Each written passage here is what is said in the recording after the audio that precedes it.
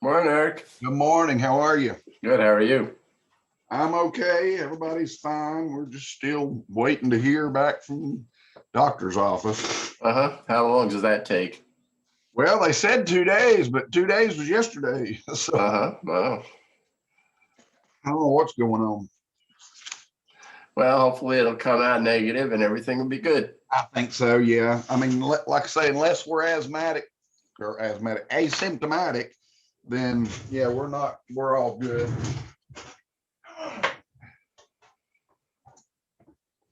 She and I did have a bout with diarrhea, so it might have been just a little stomach bug or something. So Sure. you guys get any ice at all?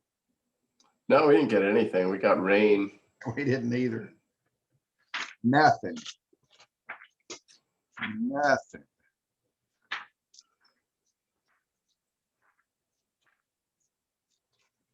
On my place in the book.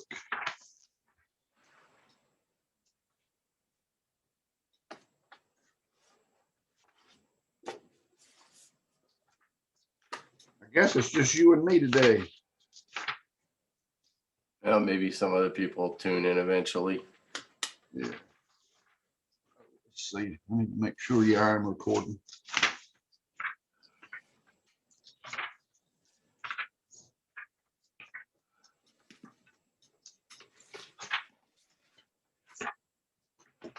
Well,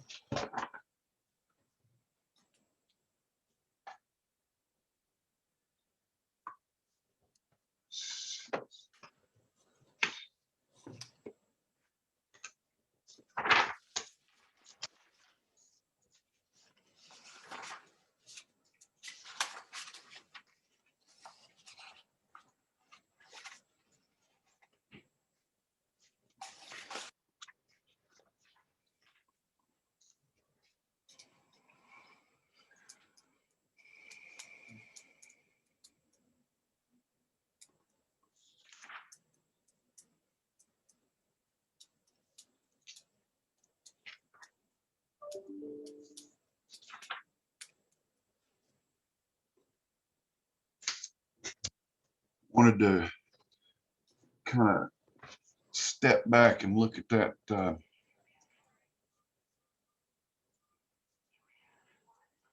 how to cove molding.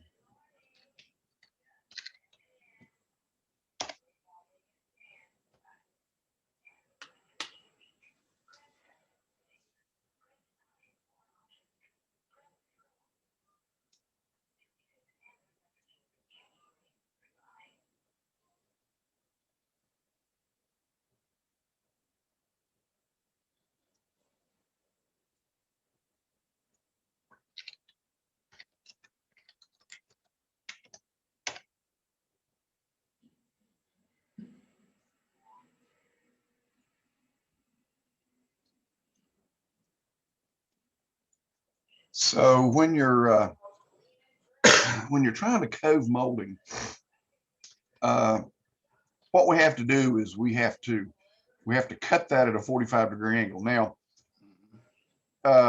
this is, I really wished I could find a picture of a, let me see if I could do, we need to start off with, I'm gonna save that one. Start off with baseboard and not,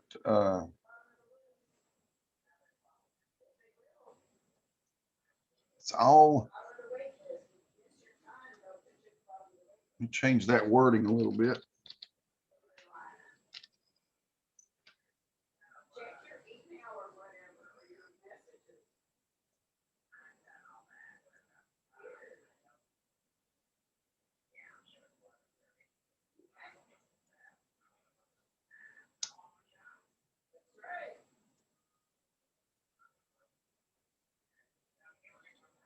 I need to look up and see if I can find some good videos on this.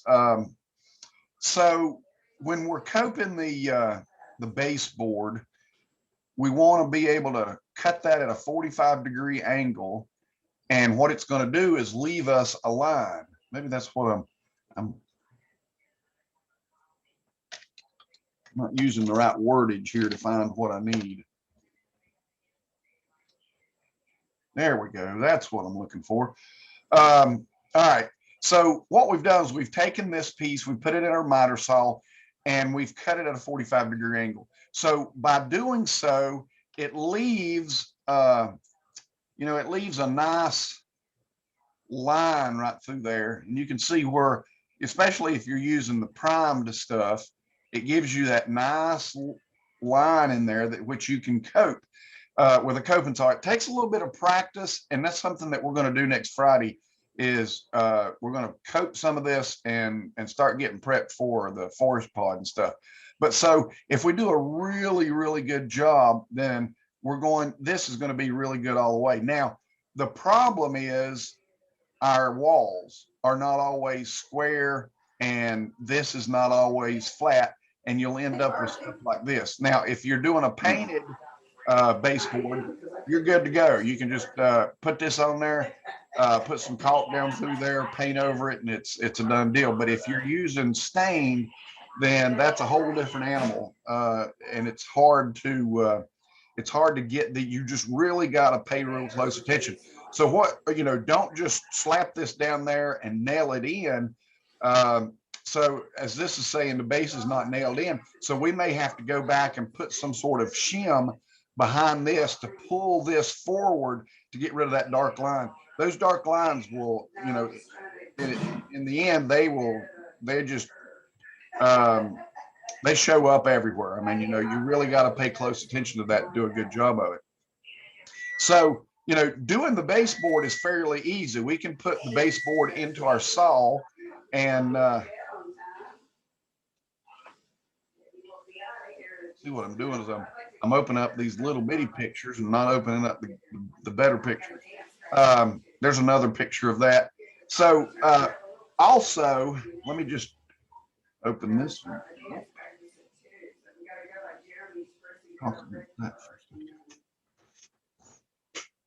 When we go to coat this, we actually want to cut the, see, this is being cut straight. We really don't want to do that. We want to cut that back just a little bit because we want this profile here to be the only thing that shows up. And so when we're cutting that with our saw, and you can see how crazy I am with this pen, you can imagine how hard it is with a coping saw. And so make sure that you're cutting that, you're cutting that back into a little bit. So this is the really the only thing that should be hitting that the next base.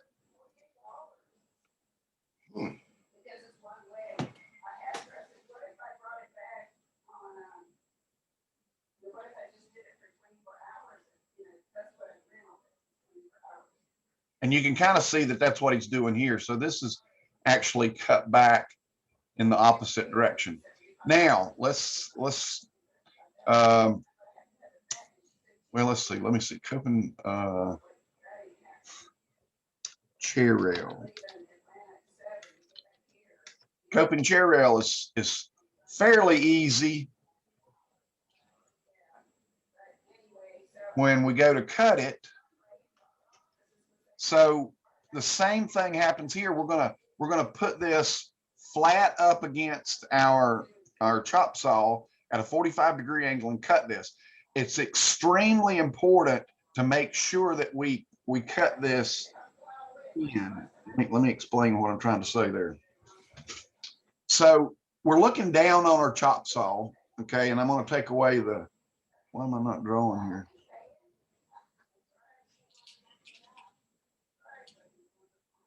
My computer is being real slow.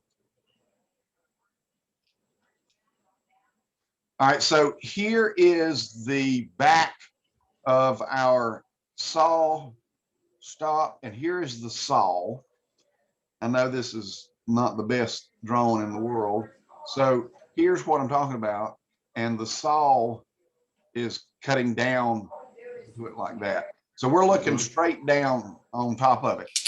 So when we put our wood in there, you know that the blade is cutting in that direction when it enters the wood. So it's important that we put the face out. Never cut a piece of molding with the face on the, you know, against the back portion of it, because it's going out. And what we get is tear out. So if we've got this piece of wood here and we've cut through it, these fibers will tear out of the back and not the front. So here we're going to have a really nice cut. We're not going to have any tear out, but back here we'll have that tear out. So we want to make sure that we cut that in the right direction. So the tear out we're going to have back here, which we're going to hide, or actually we're going to cut off. And then this will be a nice piece of wood here that we're going to put in. Again, we're going to back cut this. And again, you know, we need to be cutting it not at a 90-degree angle, but just a little bit less of 90-degree angle. And it's hard, especially when you get up here to the point here, because you want this point to be fairly square. If we back cut it, then when we go to put this in, we'll have this funky little, you know, if we put too much of an angle on it, then actually I'm going the wrong way here. Then we're going to have, you know, a funky little piece here that we're going to have to fill in right there, and we don't want to have to do that. So at the top of it, it's important that we get a square cut, but we want to back cut this through here so that only that outside piece touches. That's the easy ones. The baseboard and the chair rail are the easy ones. The crown molding is kind of a bear.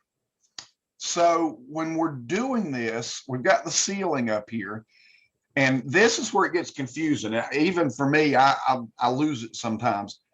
So when we're thinking about, you know, putting this on there and making the right cut, what we want to do is pretend like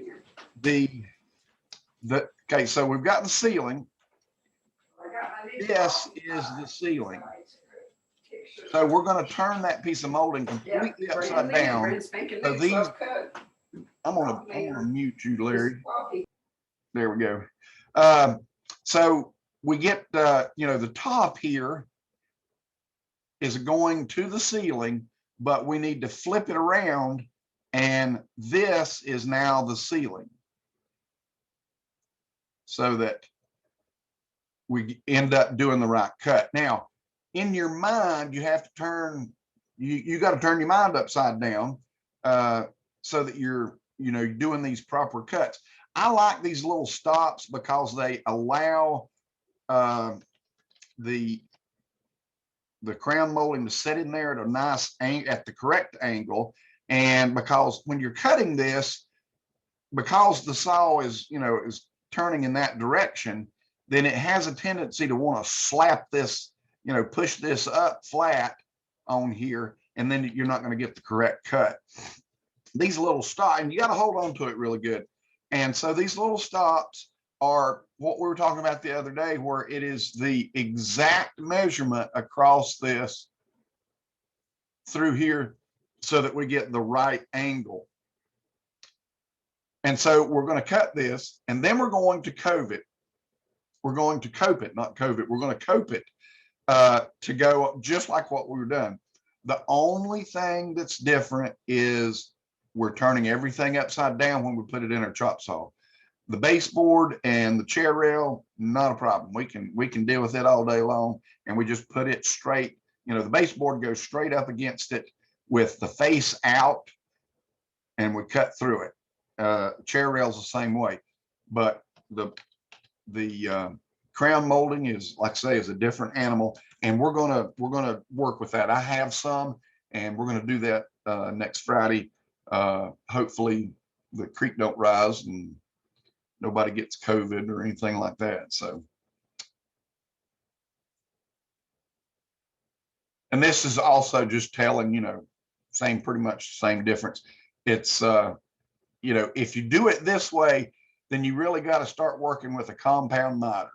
And anytime you mess with a compound miter, then it gets even more confusing. And so I'm going to save that, because I'm going to go back and I'm going to try to find these setting chart there for those cove moldings.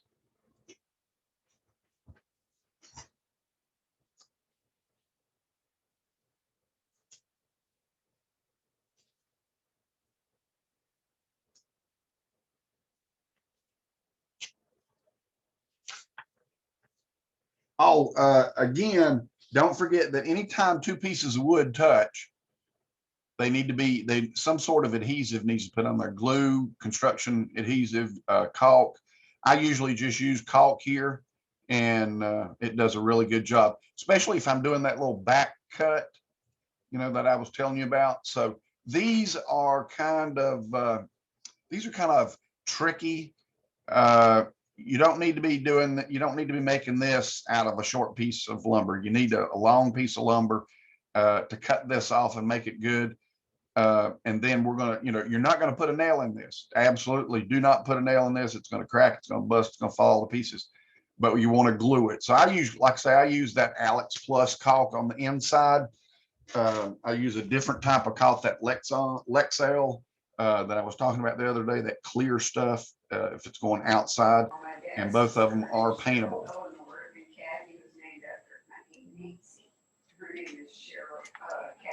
Eric, I got a call that I got to take. Okay, that's fine. It's only take a couple minutes. I'm recording it, so you can come back and look at it. That's fine. All right, thanks. Hello?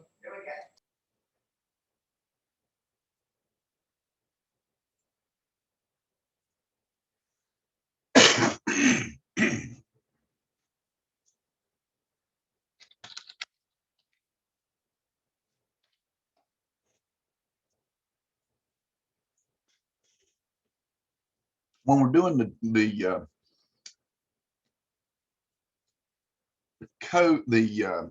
door trim, so there are several different ways that we can do that, where we have a miter here, and those have to be cut to where they touch as well. So again, when I'm talking about that miter saw, and let me just clear this out. I got to really, this floating panel is driving me nuts. Okay, so now I'm looking at, let's see if I can just draw it in 3-dimension here. So I have my chop saw, and I've got my saw there. And when I put my chair, when I put my base molding or chair rail or the door trim, anything that is flat on the saw, I usually, what I do is I put a small piece of shingle there. So a shingle is about 3/32 of an inch thick, I think it is, somewhere in that neighborhood. And I put a small piece there. I'm not going to cut through this, obviously, because that'll ruin the saw. But when I cut through this, what it does is it lifts up. So I'm going to look in this way here. So here's the bed of the chop saw. Here's the saw blade. And here's that little piece, and I'm going to exaggerate it a little bit. Here's that piece of shingle. So when I put my molding on here, it's going to be at an angle. And what that does is it lifts it up just enough to put maybe 1/4 of a degree angle on here. All right. So not even, maybe 1/4 of a degree, just enough to make this outside here be a little bit longer than the inside, so that when we go and put the molding on there, then that face is the only thing that is showing. So we minimize, having a nice black line here, because I know you've seen those. And again, when you're painting, you can go back through it and you can add caulk to that. But when you're staining, then you got to deal with this. And I was doing a project one time, and I mean, it was probably the best joint in the world that I'd ever done.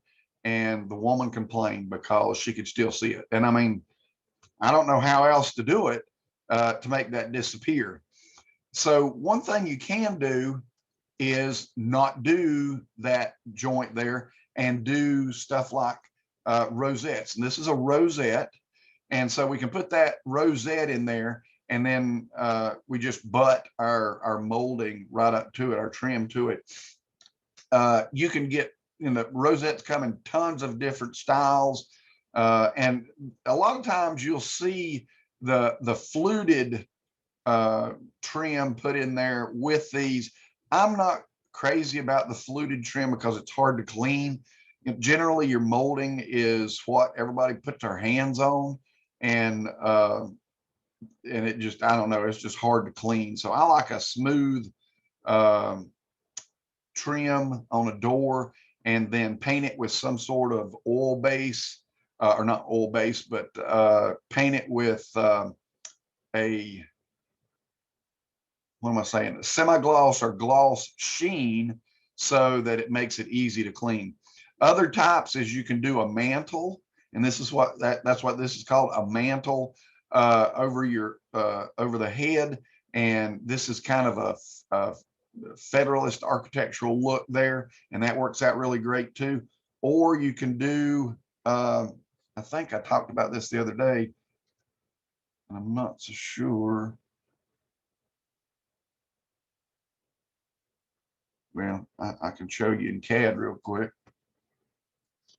because I have a drawing of that.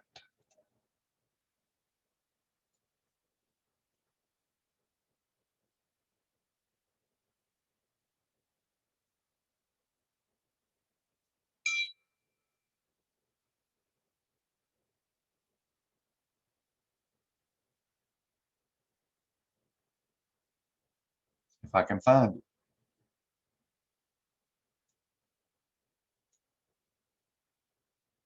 No. Oh, there it is. Okay, so this is basically what a window would look like outside, but this is what I usually do with my windows on the inside. I've got my apron, I've got my stool, I've got my side pieces, but then up here, what I do is generally this is about a 1/2 inch greater, and I make it even with this. So whatever this is, that's what that's going to be, and then I cut that at about a 15 degree angle. Is it 15 degrees? It's either 10 or 15. I can't remember. Well, let's just find out right quick.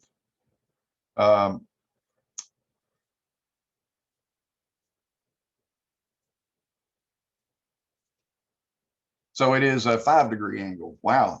Okay. So sometimes I get on my saw and things are just already set on my saw, and I just click on it and go about it, and I don't think about it. So this is a 5 degree angle. Some of the builders that I do know, they use 22.5 degrees. Whoops.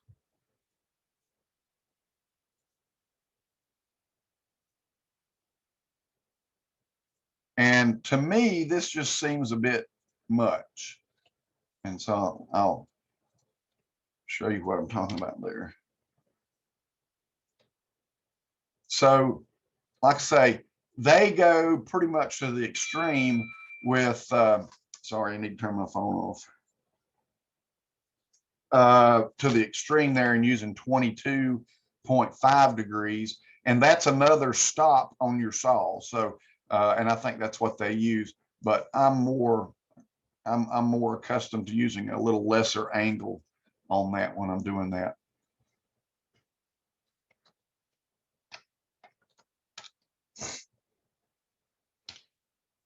You'll also find that you come into problems like this, where the baseboard and the molding don't come together exactly correctly.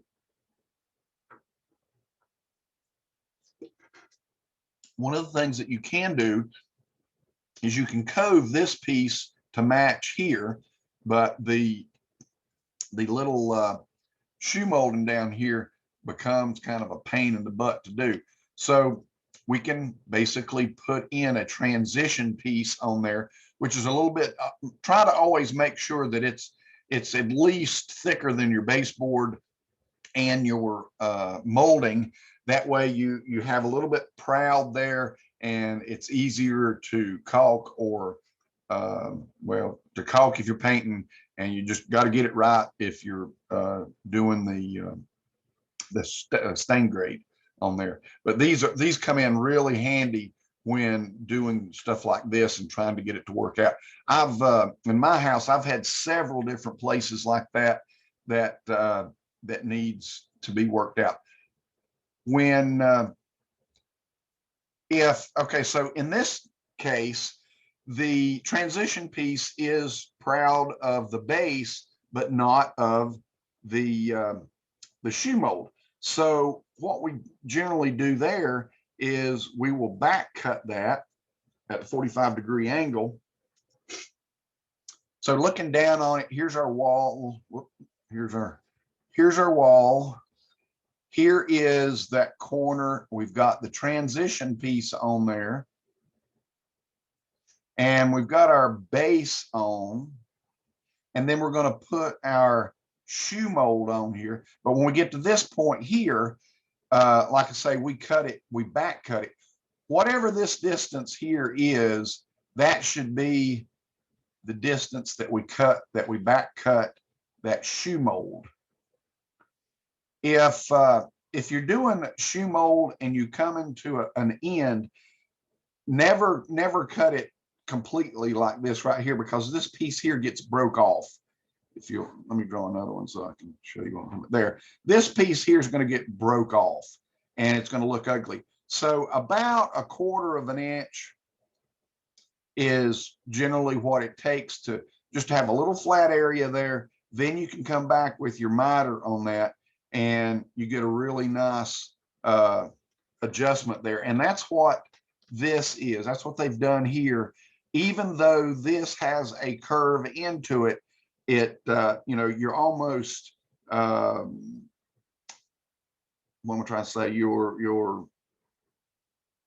accenting it. So, you know, instead of trying to hide it, you accent it and make it look more deliberate when you're trying to do that.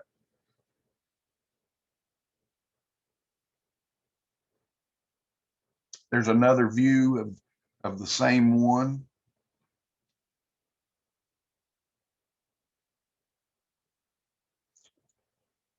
This is to say the least. Of course, it looks fairly old. This is to say the least bad.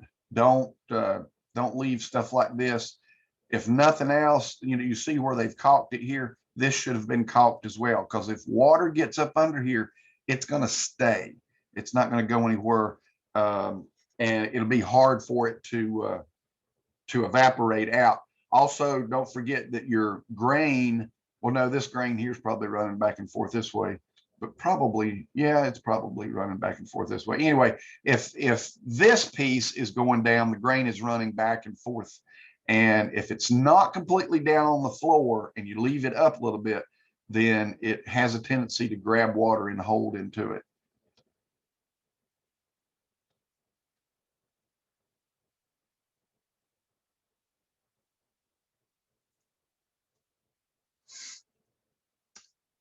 Anytime you're doing molding outside, you've got a shelf up here. Some sort of flashing has to be put in there. Otherwise, you're going to be dealing with water issues. And it's really a good idea to, okay, so here's the wall. Oh, God. Here's our wall. Here is that shelf that I was talking about. And when we put this, should be put on before the siding so that we can put our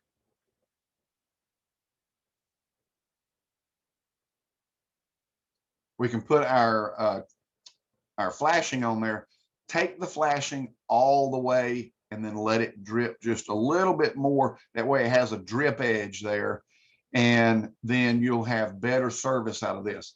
To make this even better is to allow that to have a slope on it. And you'll see this a lot of times. They'll use copper here to do these slopes. It just looks prettier and everything. And then when you go back with your siding, your siding will start here and go up. And that way, you know, when you get water on there, then it's going to do nothing but roll right off of it. It's going to hit that drip edge right there and drip right off. And it's not going to come back and make a mess out of this. And I usually, when I do all my flashings, even when I'm doing it over doors, so if I've got just a regular door and I've got, you know, most of the doors come with what's called as brick mold. And I'll show you what that looks like here in just a second. And I'm keep looking at this door over here so I can draw this correctly. So it's got brick mold around it. When you get a pre-hung door, it's put in from the outside and you got brick mold. So I've seen folks, they'll go in here and they'll put some caulk right there and call it a day. Well, it's gonna be problematic, I promise you. If again, you take a little piece of flashing and just give it just a little bit of slope on there, cover that front portion there to where you've got a drip edge, and then this will stand the test of time forever and a day.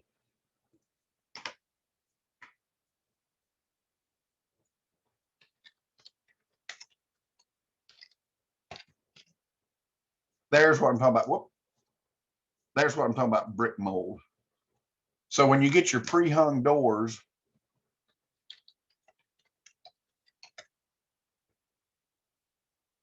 most of those are going to have, or let's go back and put external. I don't know if it's going to show me, if it's going to show me all of the,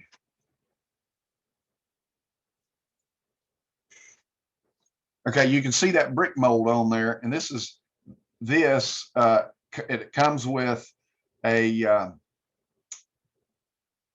threshold, a metal threshold, and then the brick mold is on there. So if you'll look real closely at the bottom, no, mine doesn't. My brick mold goes all the way to the bottom. So it's not exactly what I was. In this case, it appears, see if I can do this. I want to be able to get a bigger picture.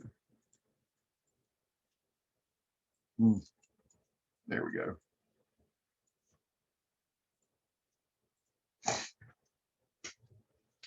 In some cases, the metal comes all the way out, and then the molding sits on top. This is the best way to go. Mine does not.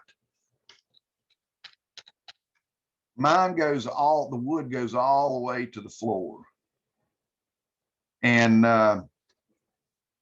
this is okay, but the other way is much better because you don't want any kind of wood down here on the floor.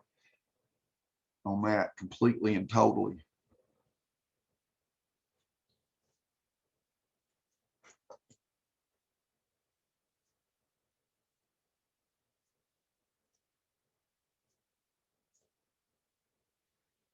Again, there's a drip edge that we talked about last week. Let me make sure that I'm trying to go through here and think about everything that needs to be talked about in this so we can be completely done with it.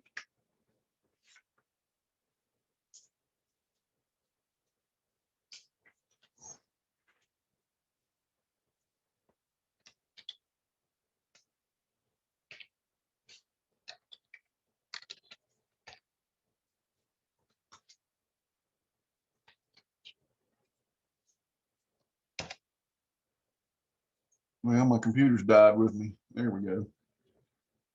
So when you're nailing this, it's super important to figure out how you want to nail this.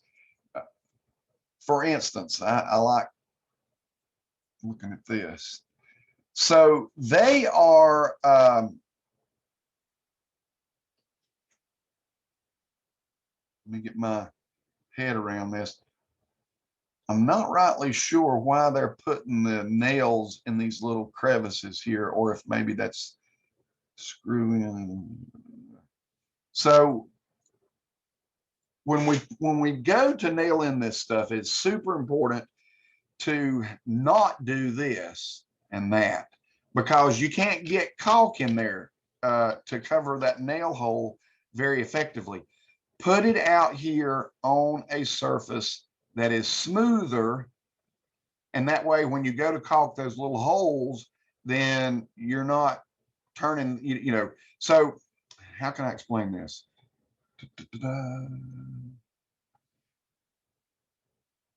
If I have, let's say that I have this gap is this gap here, and I have shot a nail right there in that crevice. So I'm gonna put another line in there to make it look. So what happens is we'll go to caulk that, and then we lose that nice sharp line there. We end up with, you know, a putty place, and that will show up. Whereas if we were on something smooth, then when we go to put the caulk on there, then, you know, we can just take a rag or something. We can make that nice and flat right there, and it helps blend it in to the rest of it. I guess I could have just extended this out, couldn't I? Yeah. So if I put, if I put a nail in here, then I'm gonna have a glob of caulk there that I can't get looking as pretty as I should. And also to note, when you're nailing your moldings up, don't go to the weakest point. So if we were to put a nail into there by hand or shooting it in, shoot a nail through a nail finish nailer is really the way to go nowadays. Make sure that you've got it set so that it puts it just below the surface. So again, if we were trying to shoot into something like this, our nail gun is going to be at this point, and the nail is not going to seat all the way just below the surface. Something else to make note of. So when you're thinking about how deep do you need to have that nail? So you know what a nail set is. Let me go back and show a picture of that just real quickly so that everybody knows. I don't want to put anybody on the spot that don't know what it is.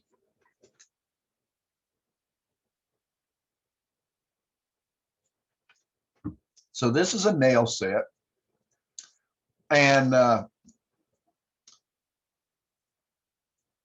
you can buy them individually and you can buy them in a set. The word nail set does not refer to a set of nail sets. A nail set means that it sets the nail below the surface of the wood. So when you're thinking about how deep do you set the nail? So as a rule of thumb, whatever the diameter of your nail head is going to be equal to how deep you set the nail. So this distance right here is going to be equal to that distance there. And that's, like I say, as a rule of thumb. Trust me, when you go to set these nails, once you hit it with a certain amount of power, if you're going into plain wood, it'll go a certain distance. If you're going into a knot, it's going to be harder to go into. So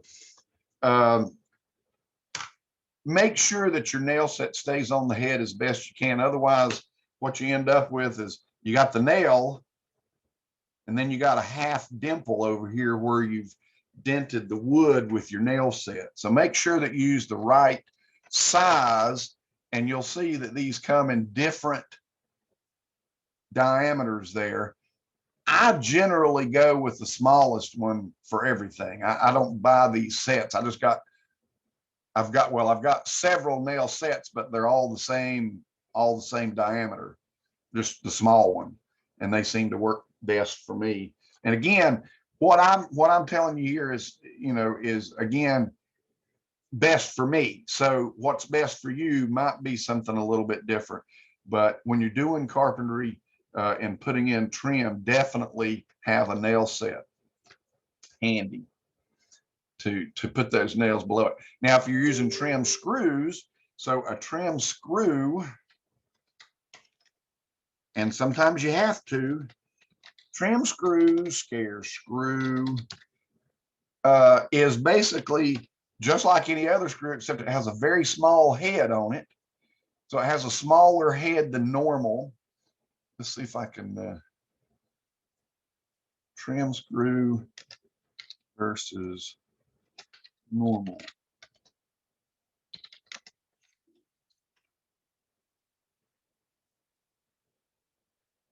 Well, you can see how they don't really give you one. Yeah, they do. Right there we go. All right, so there's a regular head on a screw, and this is a trim screw. So it's just a very small, smaller head screw. And a lot of times these heads on trim screws, they'll have teeth on the sides here to help remove the wood rather than split it. And let's talk about that for a second too.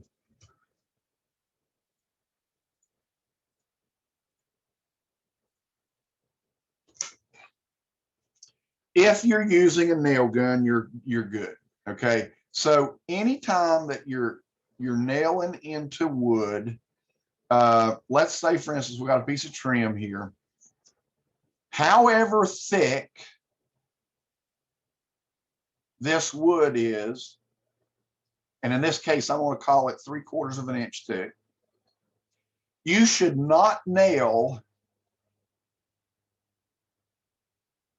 3/4 of an inch to that edge, because it will crack, or it will be prone to crack. If it don't crack when you put the nail in, if it gets dry, it's going to crack. So try to keep the nail, greater than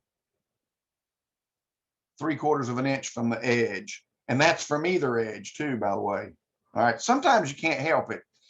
Generally, when you're using a nail gun, a finish nailer, you're not going to have this problem. This generally comes into play when you're using regular finish nails.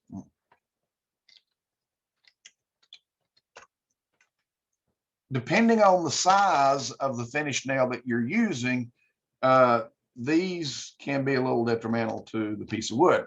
And the cause of it is that conical point there. That can ruin your day. So what you want to do is you want to turn this nail upside down and hit it with a hammer, so you end up blunting it somewhat. And then that way it pushes the fibers away rather than separating them. So when we're using the conical point, we are making a wedge and we're trying to separate the grain. And that can be, like I say, if you're really close to it, you're going to end up splitting that booger.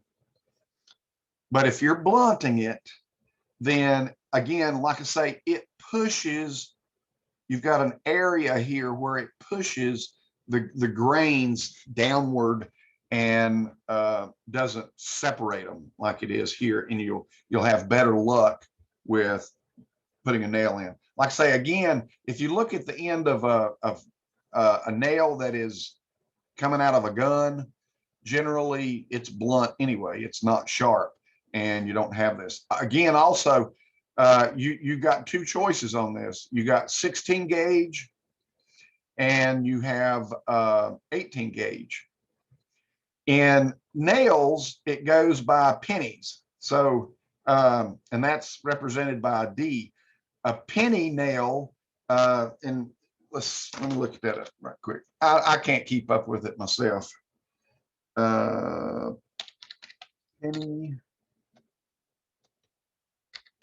size nails. So you have this, you know, you have a nail gauge chart.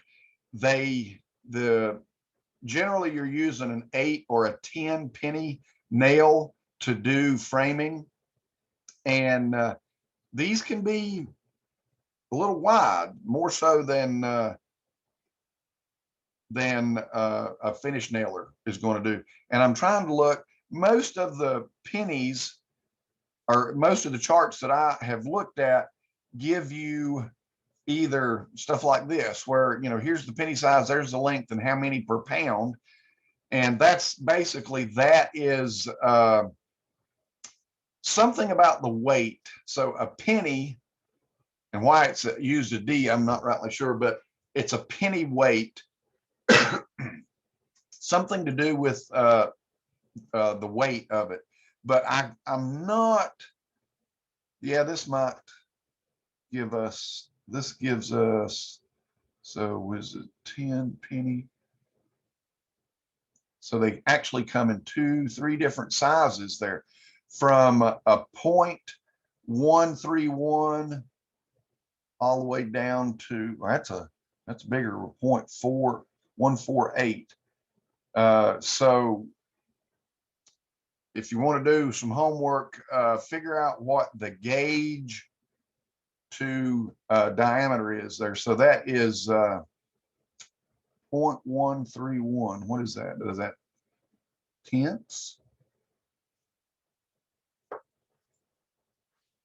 0.131.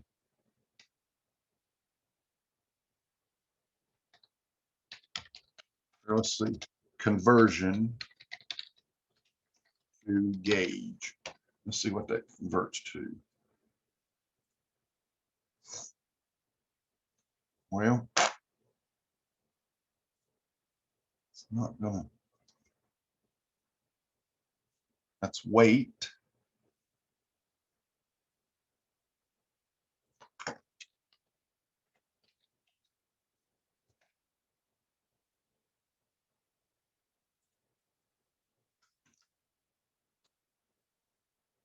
See if that's what we're looking for. I don't think so. Well, poo.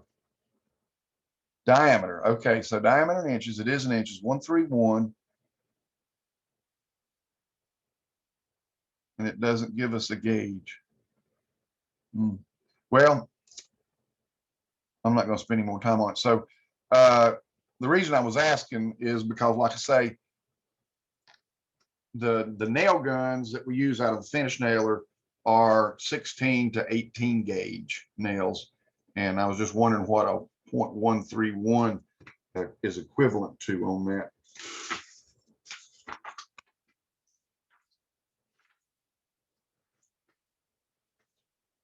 So we've discussed, you know, snapping a line around a room to put baseboard on, but don't forget about a laser.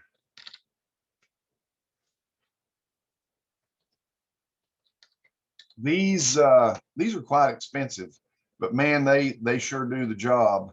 Well, actually, that one there's not too dang expensive, is it? $30.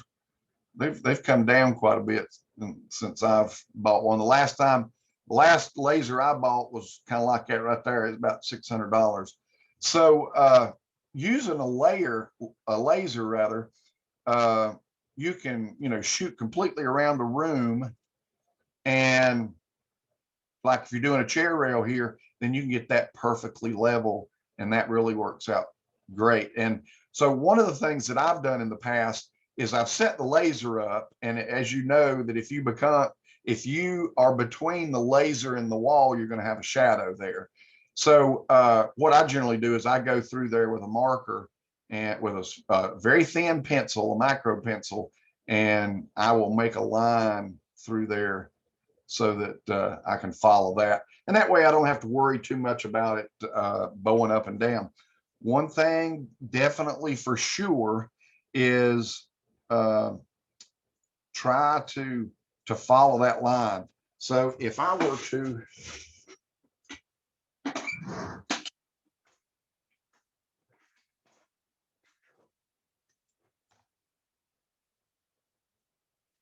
so I put a line on there. Whoops, get something here.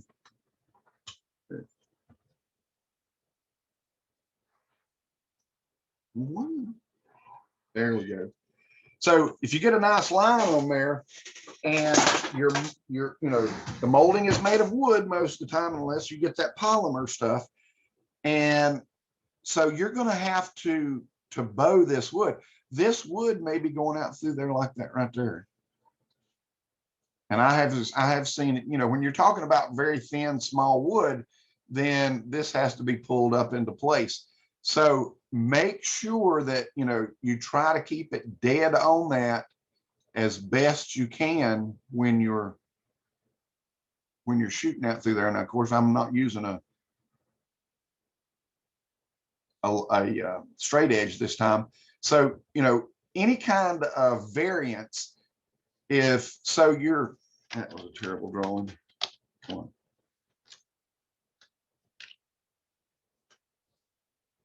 If you're standing close to the edge of the room and you can look down and see that molding out through there, it's going to show up just like as if you were trying to sight some wood or something. It's going to appear crooked if you don't have it on there correctly. I can't draw that and get my mind wrapped around that for you.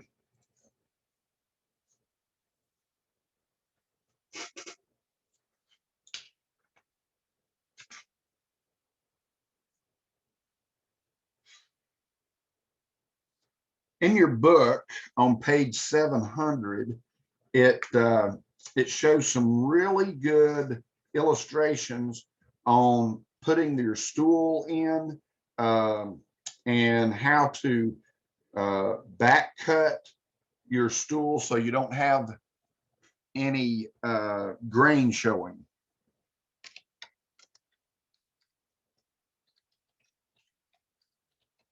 See if I can find that real quick.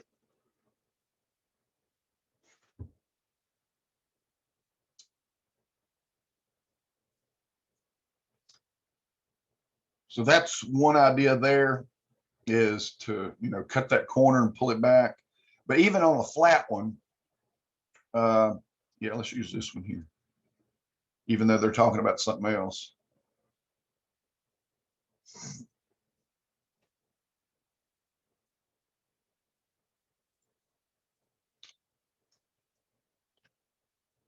So in this, when they put their stool in, they didn't cut back. And what happens is you end up with the ends of the grain showing here. So remember that the grain is running in this direction through your board. And really, and like I say, if you look at number 10 on page 700, it's basically cutting a corner here so that the grain runs back this way. Let's change colors here. It runs back this way at this point. So you don't end up with end grain. Now, what's the big deal about end grain? Two things. Remember the straw thing. I think I did it, didn't I? I don't know. I'll show it again just in case. A little bag of straws has been with me for years. So you got your straws. All right. So this is wood grain. And if that's open, then I can't get paint to take to it too good. I can't get stain. Actually, stain will show up even darker on this than it would that if I had it here. So to get a good consistent color on it, and again, this is an extra step. So there's a difference between good and great. And so to get this a little bit better, then you'd want to back cut that corner like it's showing there on number 10 on 700. And then of course the apron is back cut on number 12.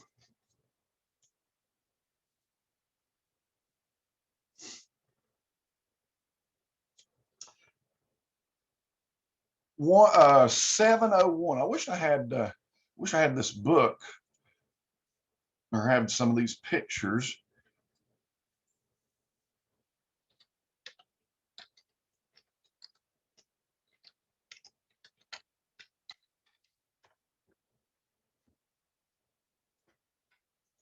So a scarf cut, page 701 in your book, the scarf cut. So it is super, super important to try to make all of your scarf cuts away from the door or away from the toilet. So let's say that we have a room here that we're going to be doing, and here's the door. So when we do our scarf cuts, we want to make sure that they are leading away from the door, always. When you're talking about, oh, and you know what? Let's just talk about that totally and completely. So I'm going to start my molding, any molding, the baseboard, the crown molding, any molding. The first piece that I want to put on is that back one, and it goes all the way. If I have a scarf piece here, then again, my door is the center line there. Any piece here is going to, it's going to be sloped away from the door, and the same here. So it's going to change directions, and I'll explain this in just a second as to why. We're going to put this piece on here. This is going to be coped.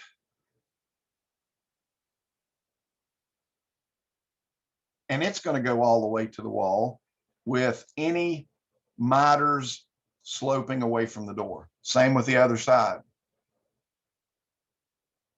Okay, so this is going to go all the way. This is going to be coped and away from the door. This is going to be coped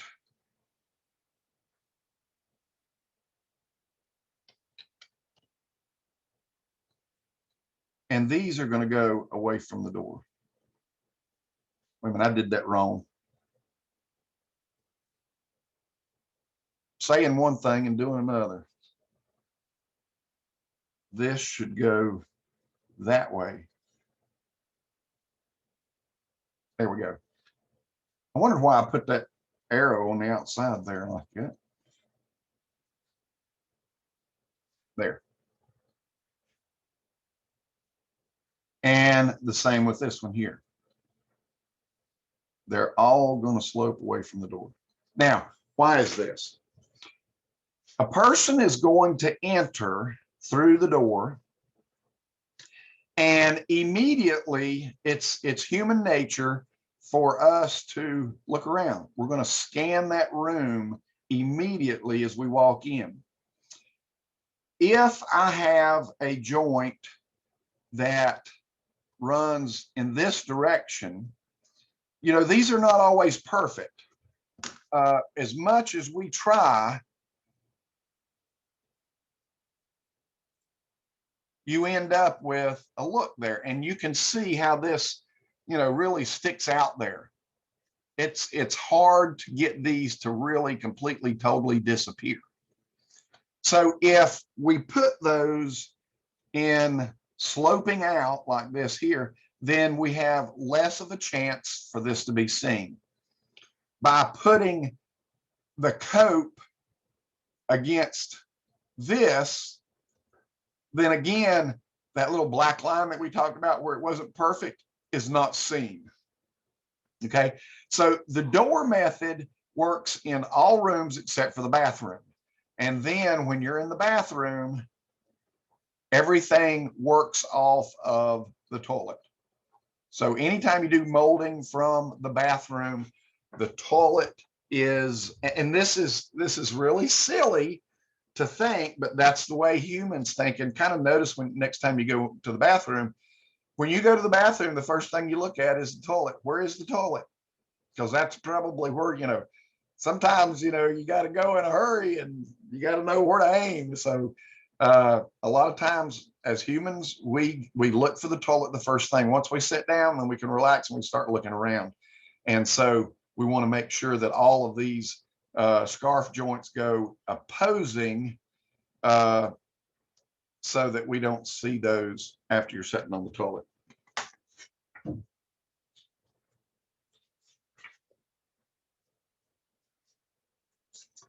Okay, so let's take us about a 10-minute break. Let me wet my whistle a little bit, and we'll be back at 10. Well, we'll just make it 10:10.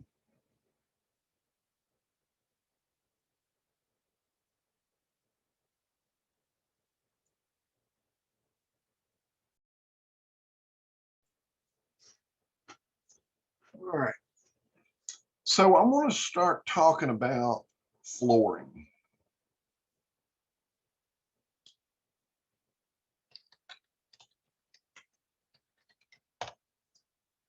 And we'll start off with the old stuff, general hardwood flooring. And that's what this is here. If you go to, and let's see, Lumber Liquidators.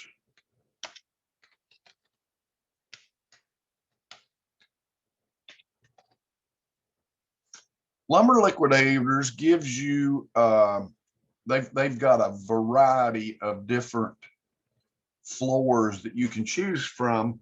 And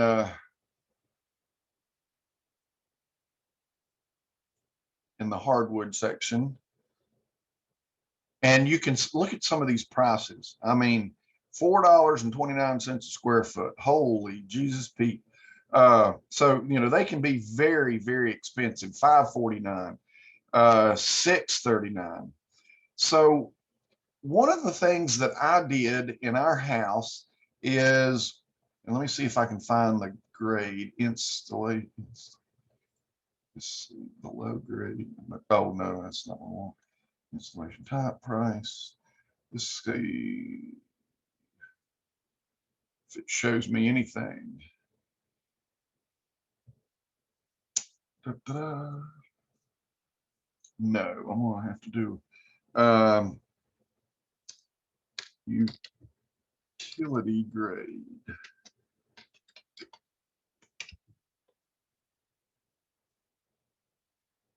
I'm not getting anything utility grade.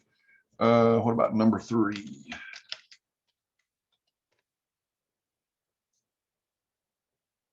Not getting anything there either.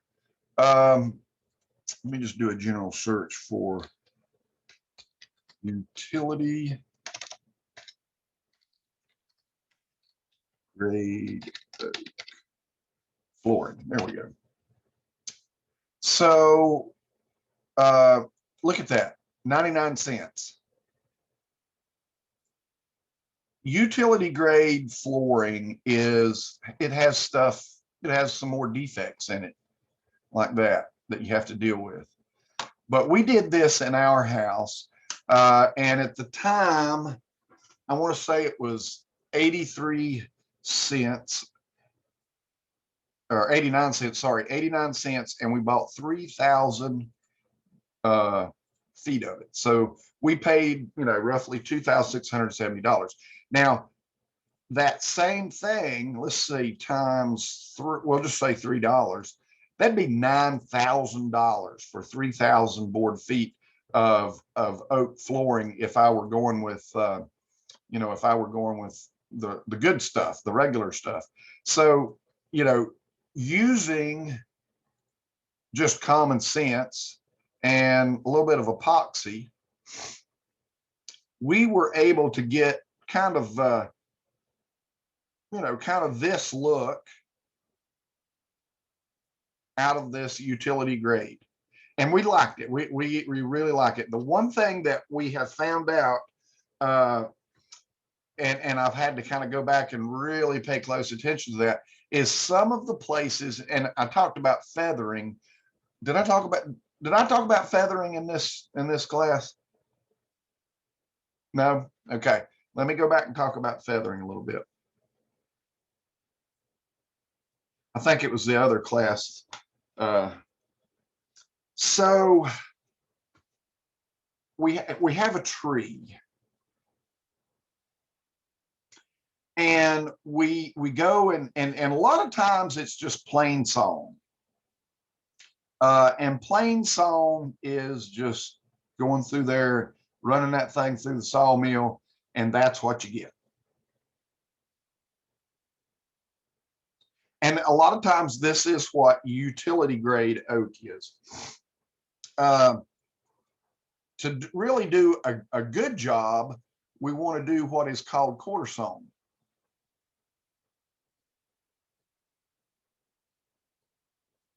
So this is plain sawn and quarter sawn.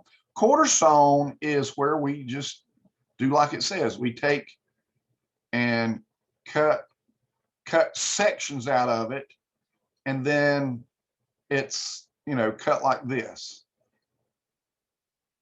all through all corners.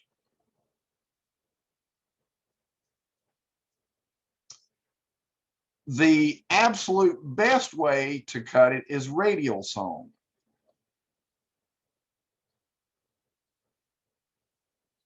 And just like the, you know, basically what we're trying to do here is we're trying to cut, and we're cutting pies, but we cut them square when it's all said and done. Now, what does that do for us? Well, I just can't get that one section there. What does that do for us? Because the annular rings run in a circle around the tree,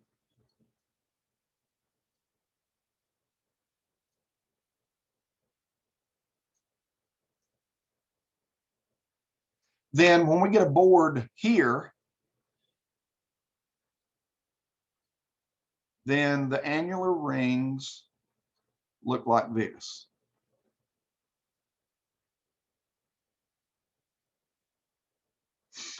And as this wood dries out, so when you cut a tree down, it is 100% moisture content. Okay, so, and then we try to get it down to about 10% before we put it into a house.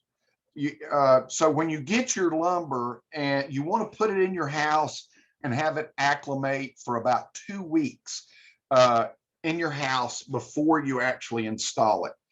So what happens during the drying process is these annular rings want to straighten out.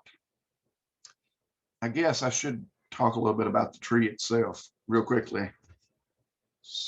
I know I haven't done that in this class. Tree section. Let's see if I can find a better one.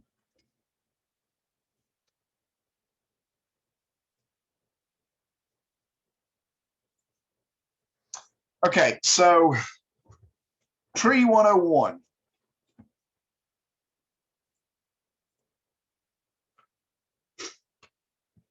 So in the center here, we have what's called the pith. And then every ring around this tree tells a story. So about March,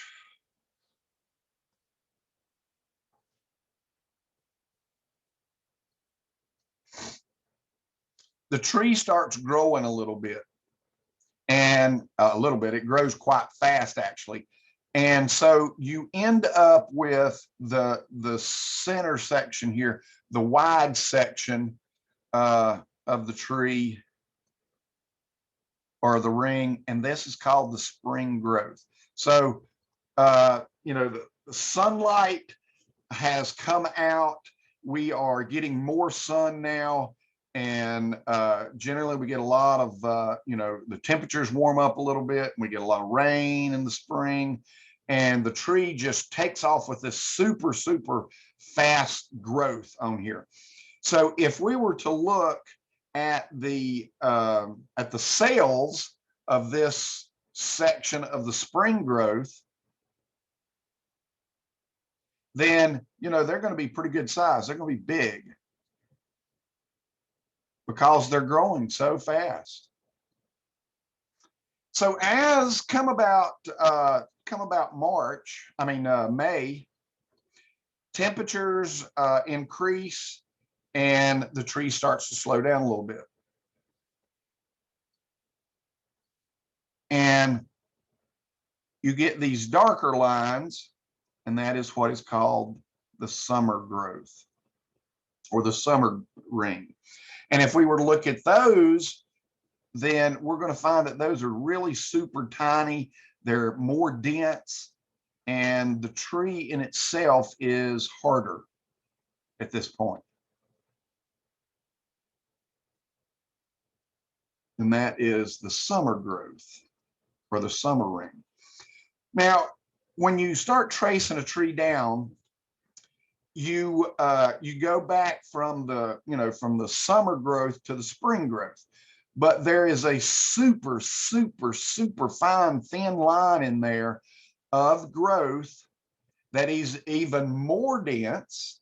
And this takes place about, this begins about October, as we know that the deciduous trees lose their leaves. Pine trees do too, just so you know.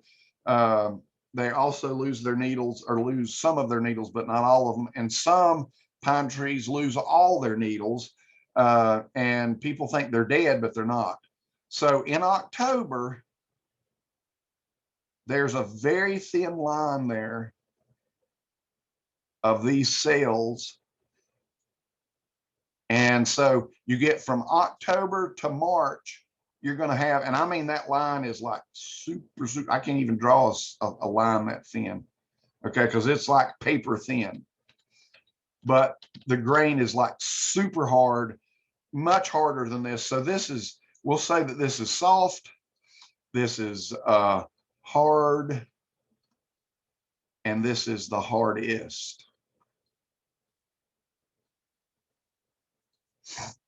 portion of that tree. Now, depending on what species, it still could be soft. It's like, so we talk about a conifer, a tree that produces a cone, being a softwood, and a deciduous tree, which is a broad-leafed tree that we think of as turning colors and falling off the tree, as being a hardwood. But there are some hardwoods that are softer than a lot of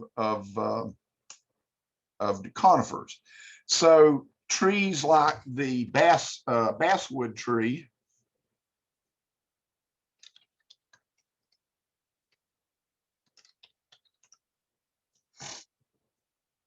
and we have those quite a lot around in this area.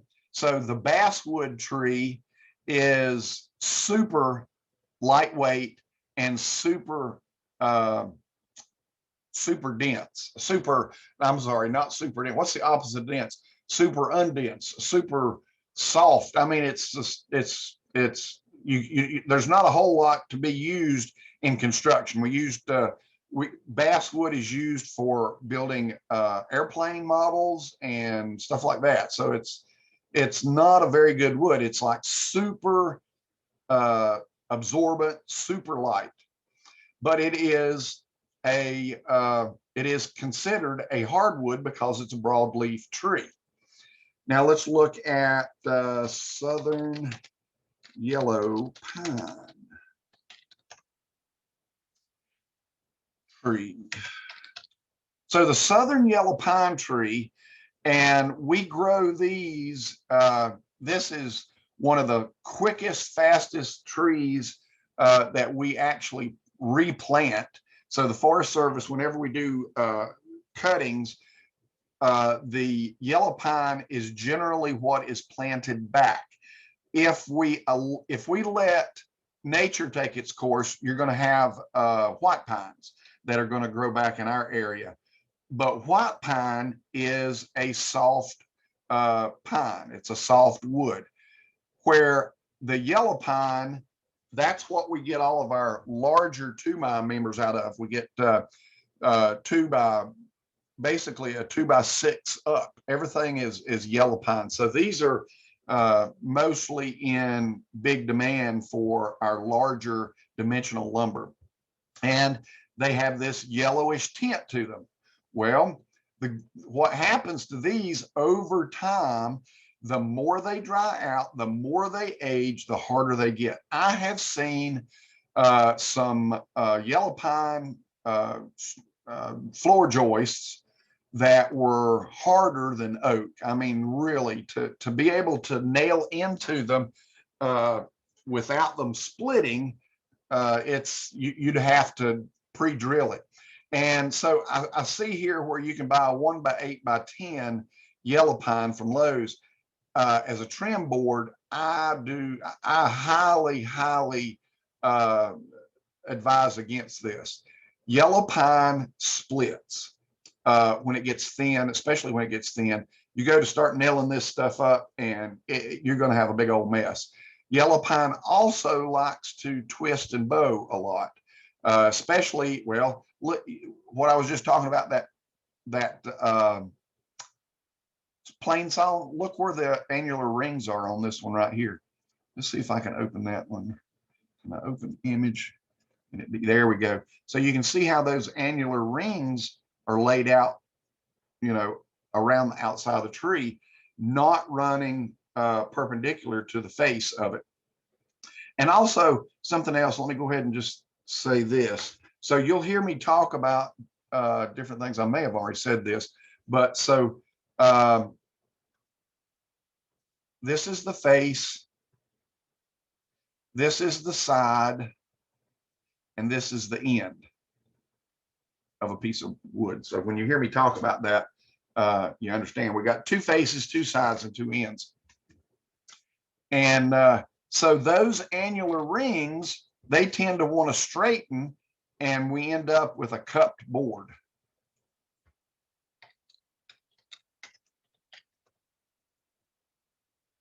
And that's what I mean by a cupped board. Because, and they've actually got this picture drawn wrong. The annular rings tend to want to straighten, so that's what causes those boards to. This is proper. So those annular rings are trying to straighten, making the board cupped. So you have to kind of play with that a little bit, and that's, you know, that's probably more like what you would see, you know, in some of those cases. And yellow pine is bad for that. So southern yellow pine is going to cup. Now, what was the point of me going through this? Oh, so this is considered a soft wood, but it is very, very hard in the end. And then, like I say, poplar, basswood, stuff like that are very soft woods, even though they're in the hardwood classification. So back over to our little tree here, you will see, actually, let me show you some really nice pictures. Quarter sawn oak. And the reason I show this quarter sawn oak is look at these nice, beautiful lines in here. They will almost glisten. You know, just by turning them in the daylight, they will change in brightness. And so these are really cool. What are those? Well, in oak, in white oak, it shows up more than any other species. And so these are little rays that run in through the tree like this.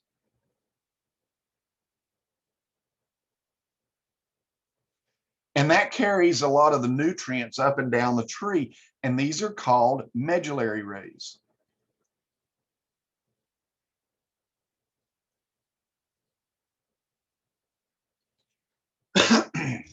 They have no structural, no structural plus or pros or cons really. It's just if you get quarter sawn oak, then you're going to have some really nice, pretty Medullary Rays in there. All right, going on, you'll notice that this inside piece of wood is very dark.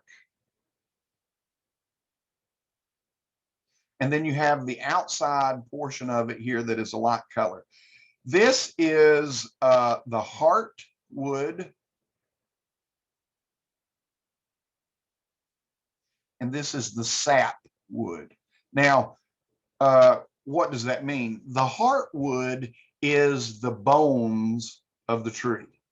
All right, just like us. It is the bones of it. Not a whole lot of nutrients or water is going to be moved through the Hardwood. This is generally harder. Not generally, it is always harder. If it's not harder, then it's rotten. And in oaks, that's a big problem.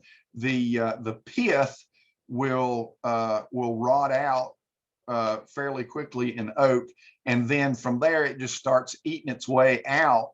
And you've probably heard the term water oak, and the reason that was because the center gets rotted out and will fill up with water. Once that fills up with water, then the tree really starts to rot from the inside out.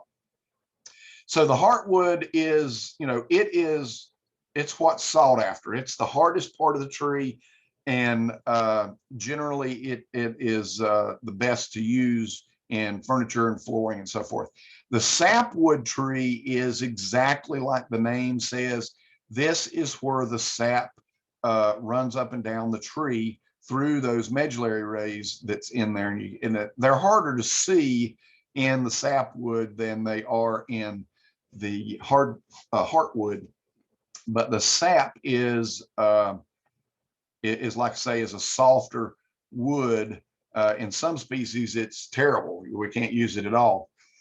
Now, this very thin, oh, actually, let's talk about this. So this is the bark. You know what that is. Let's talk about this really thin line right through here. So this really thin line is called the Cambrian Layer.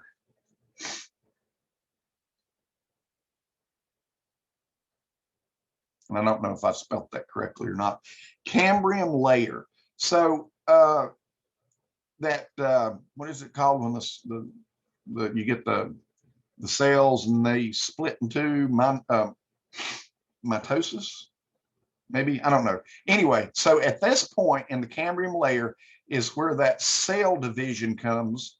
So half of that cell is going to become part of the tree, and half of it is going to become part of the bark. The bark is just like the outside of your skin. You have the dead cells that will flake off and will be replaced with new cells. And so the same thing happens with the bark. The bark is there as a protection for the tree. And depending on where the tree is growing, if it's growing in a forest, it's generally fairly protected. But if it's growing in a high altitude where you have high winds, a lot of snow, a lot of rain, then the bark is going to be transferred, or it's going to be replenished quite fast or faster through here than it would be if it were, in a forest. You'll also see bark that's replenished quite a bit in sandy, windy conditions too, because the sand actually will beat the bark down. So the bark is not a good thing to use in most cases. Now, poplar bark is very popular when we go to use it for siding.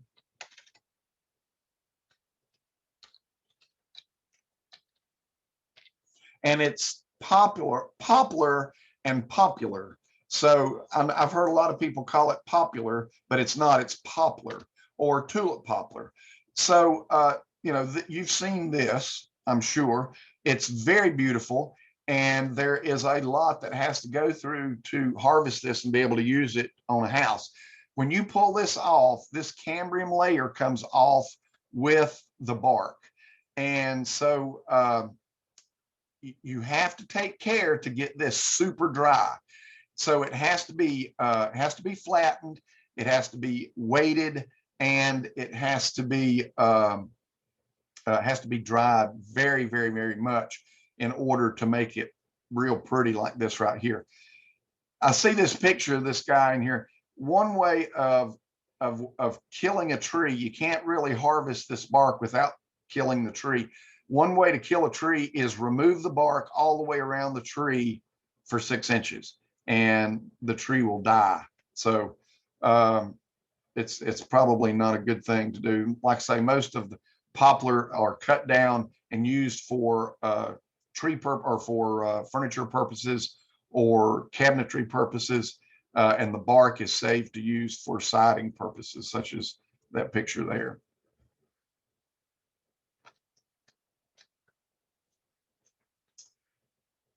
So we want to get rid of this Cambrian layer also. The Cambrian layer, again, comes off with the bark, and we have the sapwood that's left.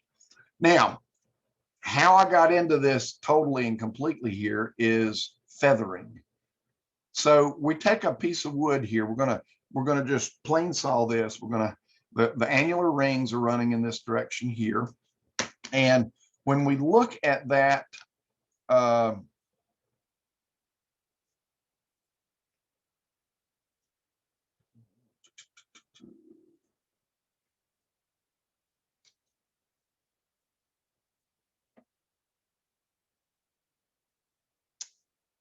Yellow. Let me go back to that yellow, or southern yellow pine. Southern yellow.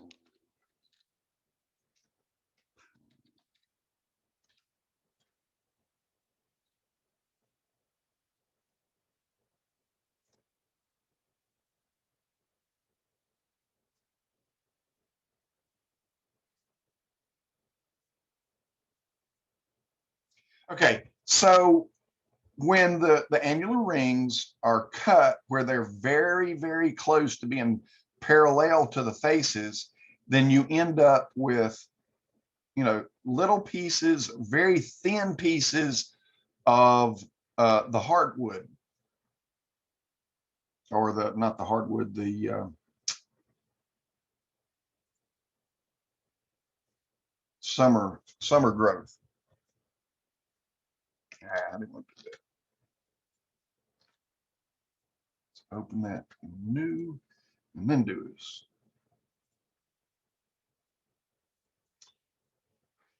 Okay, so whenever the summer growth gets really thin,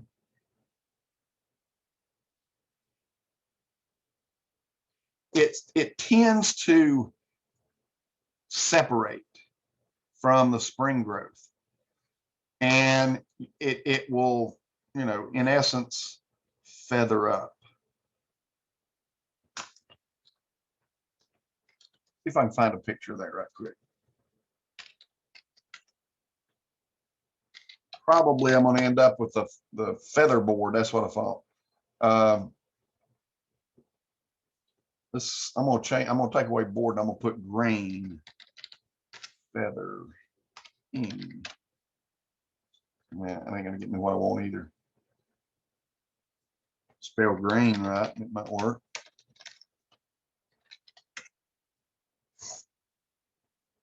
And we'll even put wood grain feathering.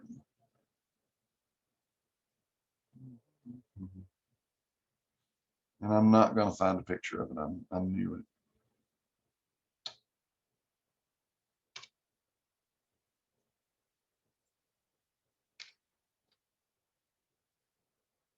Was afraid of that. I'll search around and see if I can find a picture of the grain feathering up. And so when that feathering takes place on our hardwood floors, then you catch it with a foot, a bare foot, or if you're in your sock feet or something, then it can hurt you pretty good. So when you're using utility grade lumber, then you have to really pay close attention to all of the defects in there, and there's tons of defects. You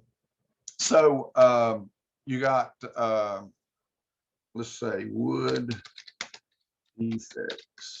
I might find that picture I'm looking for in wood defects. So you get the, you get the crooks and the cups and the bows and the knots and the splits and the shakes and stuff. Shakes are where that is where you have the summer growth and the spring growth will separate. And if it's really thin, then you're going to have feathering.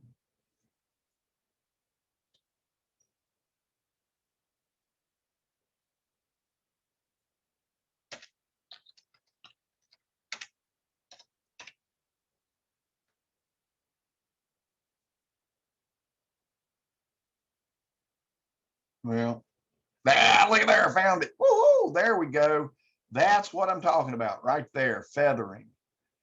Okay, so when that happens and this can happen with good hardwood flooring as well, but there's just more of it in the utility grade. Then this right there, you catch that with a toe, it's going to rock your world real quickly, and it's not going to be too fun. So that you have to sand that down or glue it back down. I've had several places. So if you take and rip that off, you're going to end up with a great big crater there. So what I usually do is put some glue or epoxy under that, let it set, and then I can sand it down and stain it. You've heard me say epoxy, epoxy, epoxy, epoxy, epoxy. So let me, epoxy is the best stuff for using in wood. So you can buy it in large quantities by the gallon, and that's generally what I do is I buy it by the gallon, and it's a two-parter. You can buy it in the in the little applicator here. That works really good too. Make sure you don't buy the metal epoxy because you want to have the clear epoxy. And you can do super really beautiful stuff with it by adding colors to it, and doing all kinds of really beautiful stuff with it. But this stuff here is super great to glue your wood together with, because you can how am I trying to say this? It won't show up, is what I'm trying to say, as much as if you were using a glue. So if you use glue, wood glue, yellow glue, you can sand the heck out of that, and when you go to stain it, it will still show up. When you use and this stuff here is junk. Plastic wood, nah, you can't. That stuff won't stain for nothing. It makes it worse than anything. Like I say, epoxy is really great to use to fix on floors. So when I'm using those, when I glue this down with epoxy, and I can get the 5-minute epoxy, 1-minute epoxy, all of those, that will help to glue that down, and you can keep on working. Same with any dead knots. Anytime you have a dead knot, so this is almost a live knot. A live knot, this is a live knot. So a live knot does not have bark around the space, and this is stable and won't pop out. This is a dead knot, meaning that there's bark here, and this knot is prone to pop out. So if you get to something like this, it's probably, if you want to keep it, fine. If you don't, cut it out in your floor, and I mean, it's not going to make any difference there. But if you want to keep it, the best thing for you to do is go ahead and knock that sucker out, and you can knock that out real easily by super drying it with like a hair dryer or something. And once the wood shrinks, if this don't fall out, you can just take a hammer and it'll pop out, and then glue it back in there with some epoxy, and that way it makes it stable, and you won't have a problem with that.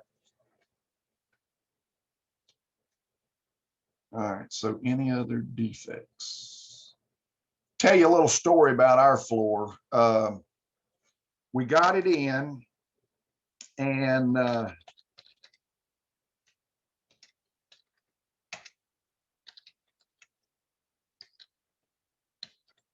then we had washing machine decided to stop up.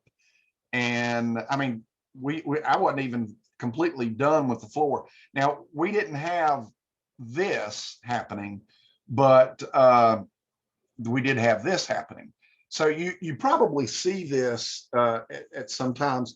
And what happens is when you get it wet on one surface,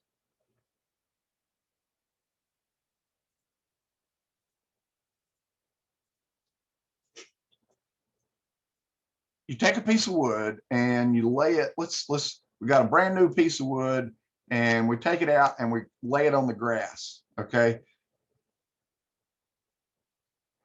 Got our grass here.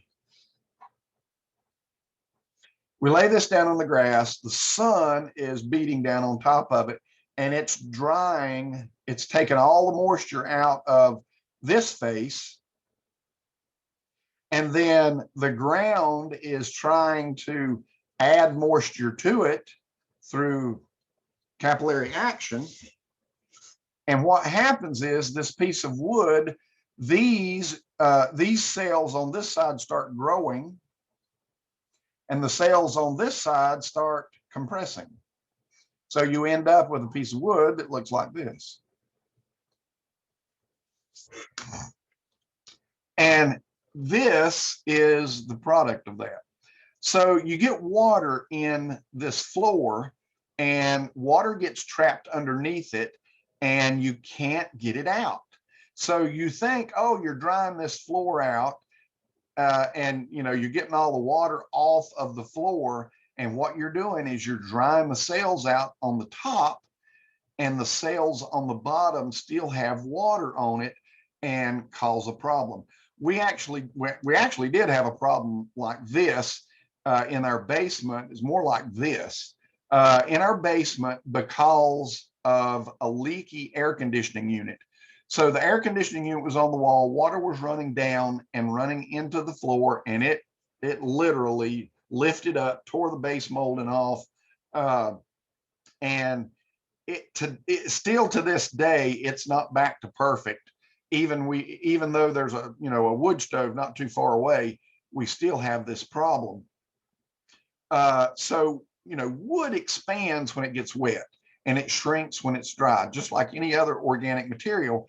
And you have to really pay close attention. This is kind of what some of our floors look like in our house now. Not a great deal, just a few spots, but I can feel it when I walk over it with my bare feet. I can feel those cups on it. And if the sun hits it just right, then I can also see it. So it's super important to keep the wood dry all the time. So you don't want to have any, you got to take care of, get rid of some moisture issues. And in our basement, so on page,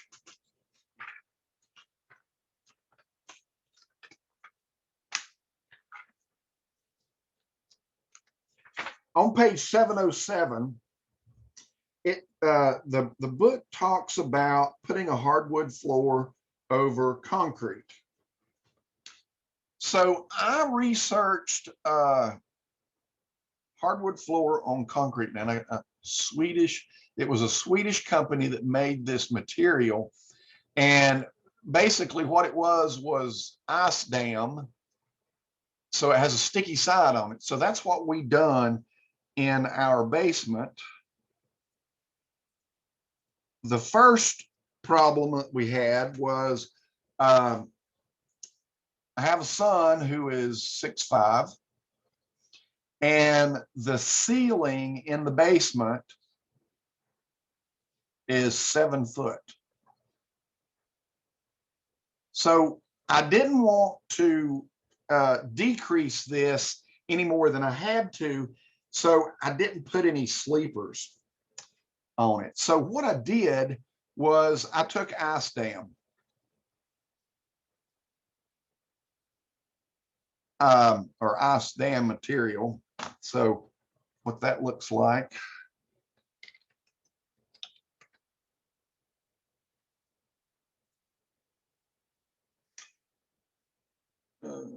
There. So you can take this this ice dam material here, which is, it's a, you know, you probably heard me say this, don't put any petroleum on your house, inside your house. But in this case, I didn't have much of a choice.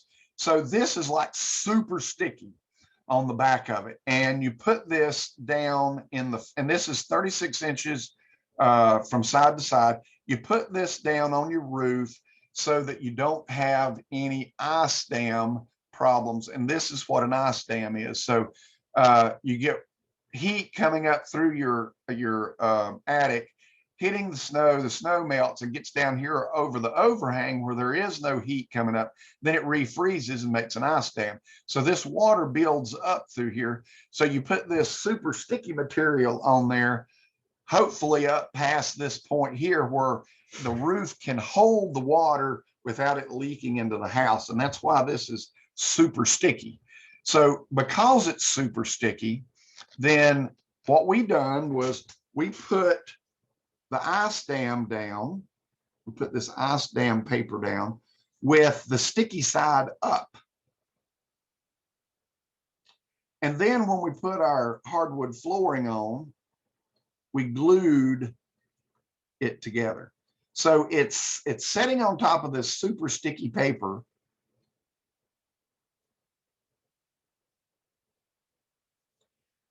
And every time you walk on it, then you're putting pressure on it to push, you know, to make it stay better. And it's all glued together so it becomes one unit.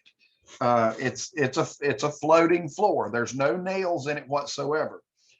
Well, it done really, really well until the air conditioning unit started leaking on it and it rose up. And then we started having some problems, some issues out of it. When you're thinking about doing hardwood floors,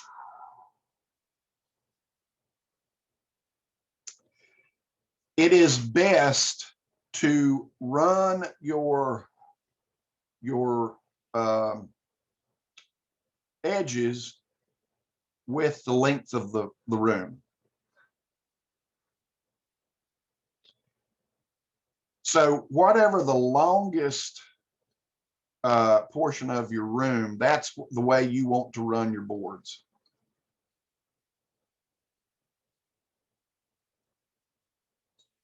Because this expands and contracts. Each one of these boards expand and contract with moisture in the air. Now, I'm talking about my basement.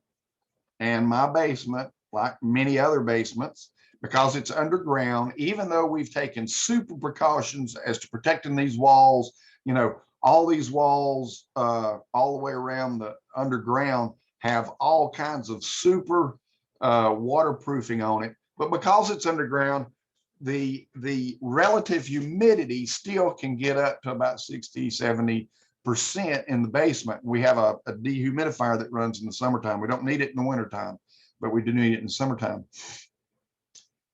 So in the summers, let's say, it gets as much as 60%. And then in the winter, because we have a wood stove down there, it can really get down 10%. So that means this wood is expanding, contracting a great deal. Well, I had my son lay that was his job, was to put the flooring in the basement, glue it together and put it down. And I guess I should have made better instructions, because he ran the boards this way, which means I had a greater area for it to expand and contract. And also we had some posts in the basement. There's one post in the center here, and then there's two posts over here. Now, we done the floor, it looked really beautiful.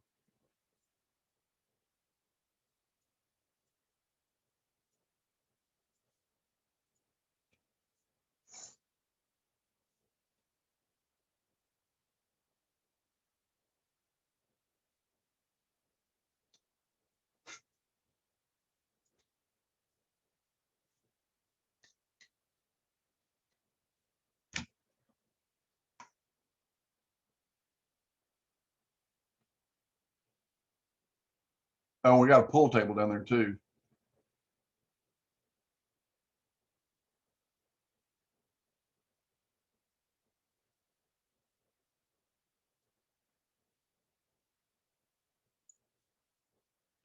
So it turned out really nice. So there we've got two posts here. We got the original post from the house here. We got the wood stove, and we've got the pool table. Now that pool table, it don't move much. Now look right here. Look right here. Look right here. This, okay, so there's that air conditioning that leaked, and it ran right along this post here, and it cracked the floor. I mean, well, I mean, it was terrible, terrible, terrible, terrible. Because there was so much room here, and what I mean by, you know, because we ran the joints perpendicular to the longest dimension, then each one of these boards can move as much as a 16th of an inch from summer to winter. So you add up all of these, you think about this, for every 16 boards, it can move as much as an inch. So when this thing started leaking, obviously this whole floor just started raising. Well, we got it to dry out, and when we fire up this heater, and it's running right now, I promise you, then we end up with gaps in the wintertime because the wood shrinks so much. Now, because there's a post here, and there's these two posts here in the picnic of the pool table, the wood does not like to move too much here, and that's where we get those splits. Let's see if I can find another view of it a little bit better.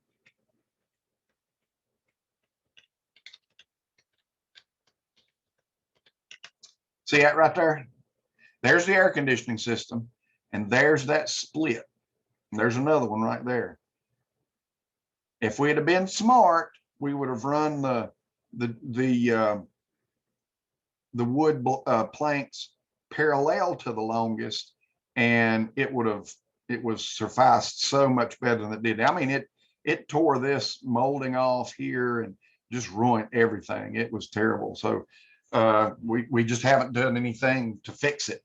I've thought about going back and putting some epoxy in these holes, but I'm afraid that if I do that, then when it swells in the springtime, then it's going to mess up.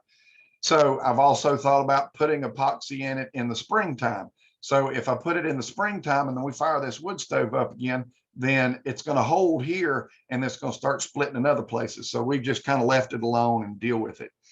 One thing I have thought about doing is putting a transition piece over this. A transition piece is basically just a very thin piece of polymer that you can put wood, but it generally doesn't last. So a transition piece is, you know, it's something like this that has a T in it to make it stay in the slot. And so I could just run that down through there. I'd have to cut a straight slot because not all of those cracks run, you know, they'll run down one board and then they'll switch over here and run down another board. So what I'd have to do is I'd have to come through here and make a deliberate cut through all of those and put the transition piece on there. That way these two can expand and contract all they want to, and you'd never see that crack. All right, so let's take another break and let me wet my whistle again because I can hear my voice starting to get a little dry, and then we'll come back and finish up.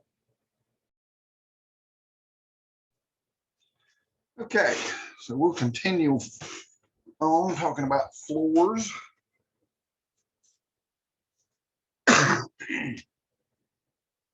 So I'm referring to unit 62, finished floors on this, and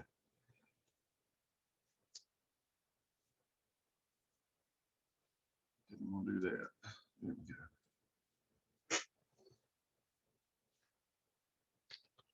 So when putting down flooring, you might find yourself renting a floor nailer. We have one at the school. And so these floor nailers, you can get them just regular, or you can get them with a air assist. The air assist can be a positive thing, because if you don't have the air assist, then you're having to use this big hammer and knocking the heck out of this thing. So the flooring nailer, what it does is it assists in two things. Number one, it knocks it together and puts the nail in it. So find a good picture here to talk about. Let's just use that one.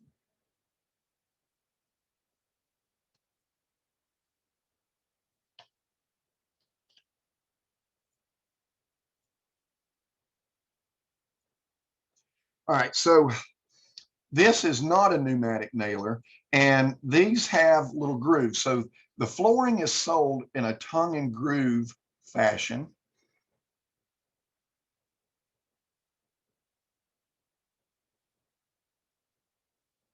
Worst tongue and groove I've ever seen in my life. And so we want to put that nail right there. And these nails have barbs on them.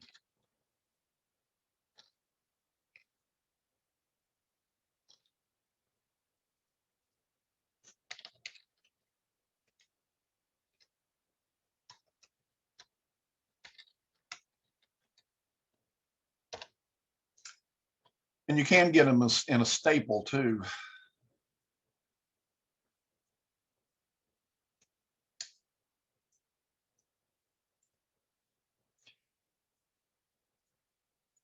So here is what a typical flooring nailer nail looks like. And it's designed in such a way so that it works efficiently in the nail gun, and it has these barbs on there to help keep the floor from pulling up or creaking. And you'll get that creaking a lot of times when you're, if you don't get the nail seated properly. So there's a couple of issues that pose here. Number one, if you don't have the floor nailer seated perfectly.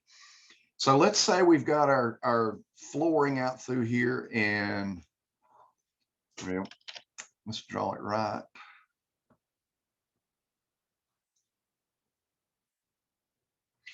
It has right here, it has a place on it that allows that to set right down on top of that, so it aims that nail perfectly right in that joint there. If you get in a hurry, and when you're putting one little board down that's about 2.5 inches, and then you're going across at each, in this case, a sleeper. If you don't use the sleepers, if you're on a plywood floor, then you don't have to worry about where the nails go, but you want to get enough nails in there to make it hold good. Then if you don't get that on there, then you'll end up putting the nail up here on the surface. Now, keep in mind the angle of this and the angle of that. And let's think about something. We have a wall here. So to start off with, we're going to put our first one down. And the nail gun is pretty good size. It's got it's got that horn sticking out on it, and it's got the handle over here. So obviously we can't use this nailer when we're starting this first one. So we have to do one of two things. Number one, we can hand nail nails in here, or we can face nail them. And if you look on page 705 at figure 62.2, it shows you that what we're doing here is we're putting a face nail here, and then we're putting a nail in here. These first ones are not very fun to put on, I can promise you. Number one, if you miss the nail, you're going to hit this corner here and you're going to booger it up, make it look bad. If you don't blunt your nails, you stand a chance of knocking the or cracking the tongue off of it, which makes it problematic for the next one to go on. So I generally don't hand nail these. What I do is I use a nail gun and I will face nail it here. And then when I get out here, I will set that thing just as absolutely as deep as I possibly can. And you can set the depth of your nails with the nail gun to be either proud or shy of the surface. And so it's not going to get it all the way. I promise you that. It's going to stick out a little bit. Let's blow this up a little bit so I can kind of show you what I'm talking about. So when you put that nail in, it's going to stick out a little bit with using a nail gun because your nail gun was hitting on that corner there, and it's not going to allow it to push all the way. That's why I say set it to its maximum depth. So to get it pushed in here is the best you can. Then you're going to go back with your nail set and punch this booger in with your hammer to get that to seat in. If you leave it out, when you go to put the next one on, it's going to be hard getting that one on, and you may not get it completely and totally in, and then it's going to look terrible because you got this great big opening there. Make sure that you get it in all the way. Also, be careful not to hit it here, because if you shoot in down here somewhere, then you can actually you can booger it up on the bottom side where you can't see it. If you flake any of this off, then it's gonna be out here, and then the face of it, the face of the board is going to be equal to the bottom of the board, and it's going to leave a gap here because you can't get it in all the way this way.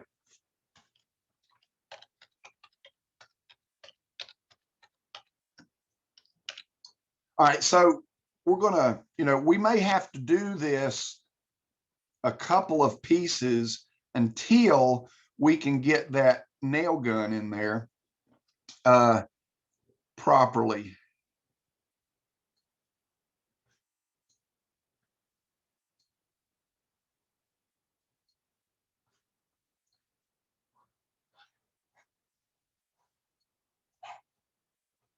Terriblest nail gun picture in the world. So it's super important to make sure that we get this right in that joint. If this is on the floor, then it's going to blow the nail in here, and we're going to play hell trying to get that nail out. A lot of times you need to have a multi-tool at hand, and I'll show you what that is. Multi-tool is one of those vibrating saws, like that right there.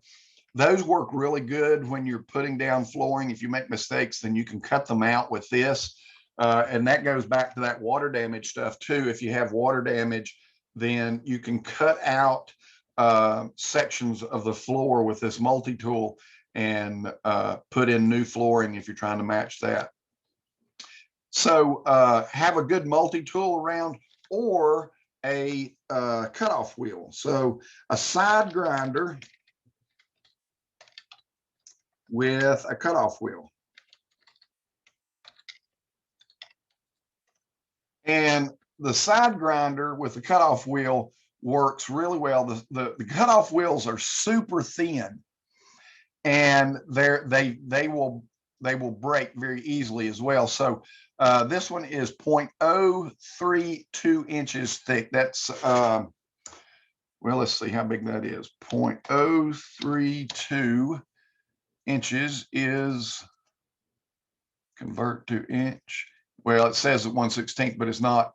1/16 of an inch is 0.0625. 0.032 times 32. Let's see if it's, so it's a little bit more than a 32nd of an inch thick. So when you're talking about a cutoff material that's really thin like that, then they can break very easily. Actually,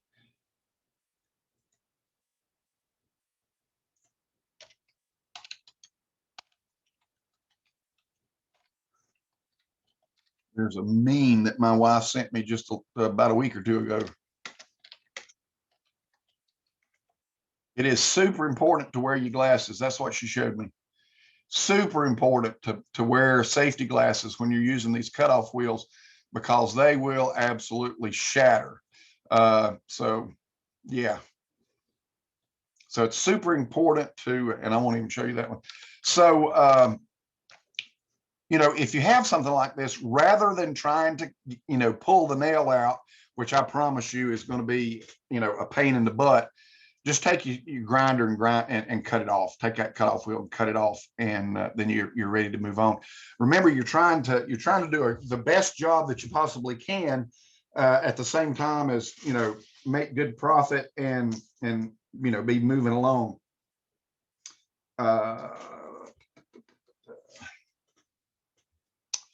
So the same thing is going to happen when you get over to the other wall.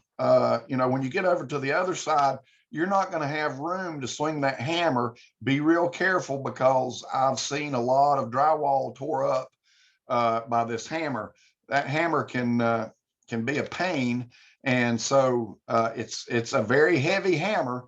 And you know, if you don't have the pneumatic assistance, you really got to pour the power into it.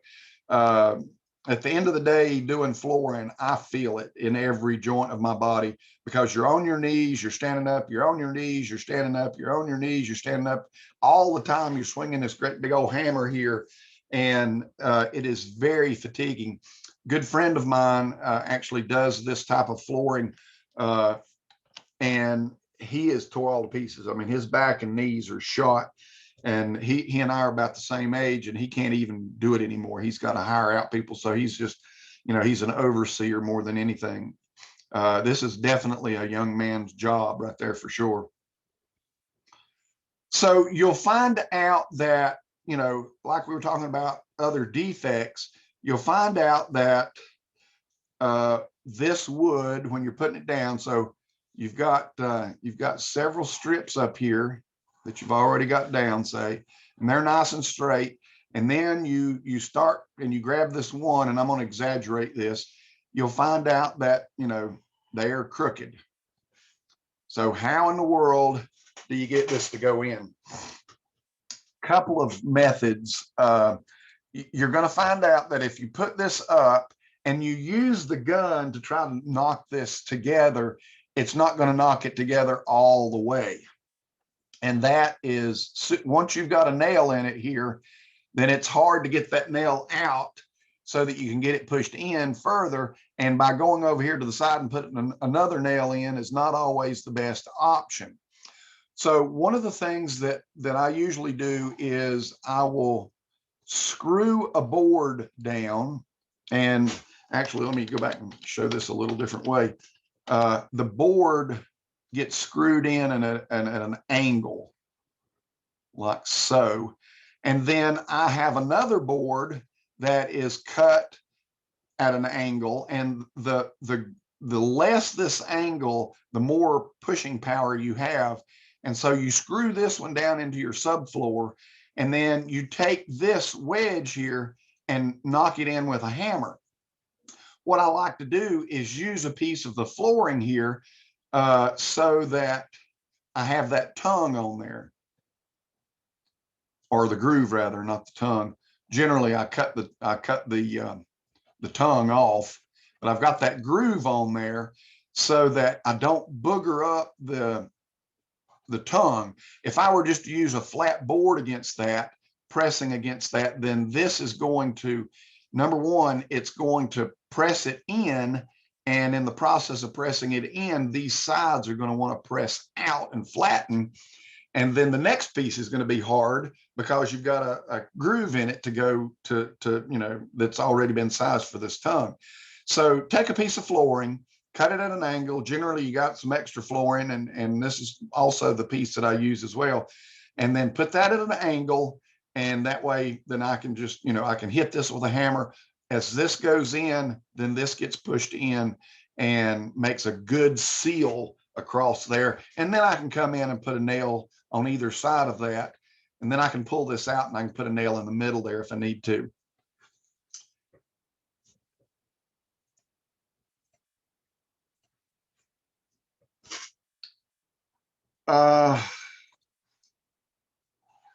When we're doing the floor, we also need to worry about the joint placement.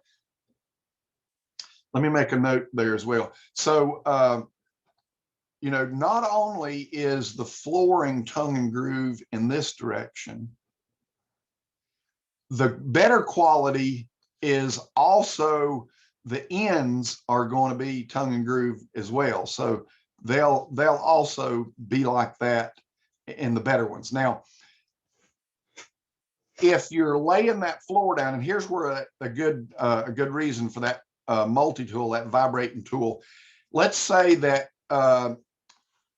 we've cut a piece off. Maybe we had a bad place here, had a knot or something there, and we want to cut that off. And so if we do that, then we're just going to end up with a flat piece of wood there. And so it's not cool to put a flat piece against the tongue of it. So what you do is you take your cutoff tool and you just cut off that tongue down through there, and it's real quick, or here rather, just take and cut that tongue off of it.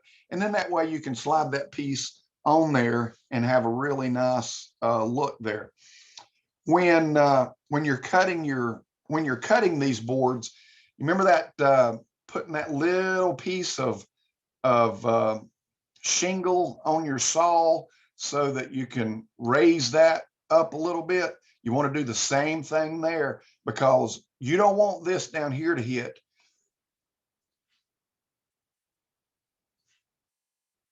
You want it to be slightly cut back so that this point is the only point that hits, or at least this is the point that hits first, let's say it that way, so that we get a nice closed joint right there, and that we're not going to have an open joint there. You'll find that some flooring, especially the pre-finished flooring, and you can get it pre-finished, I generally don't, it has a V, it's called a V groove in there, so that you can kind of hide your joints and don't get them together all the way. And that's in a pre-finished stuff. I'm not crazy about that. My wife hates it because we have a bunch of dogs, and hair, dirt, and everything else is going to get caught in these grooves, and it looks ugly to us. So what we usually do is we use the non pre-finished stuff, and that's what I'm going to talk about mostly today. The pre-finished stuff, you just have to be careful that you don't mar it. It goes down in the very same way, just using the nail gun to knock those in. When you cut them, if you have to cut them, then, cut them and put them in. Again, cut them in this fashion where it's offset just a little bit and only the top will touch. When you're spacing your joints out, as a rule of thumb, whatever the width of the board here is you want to make sure that this is at least 2 widths and more. 2 widths and more. Never get it any closer than that. It'll look bad and it won't be very strong.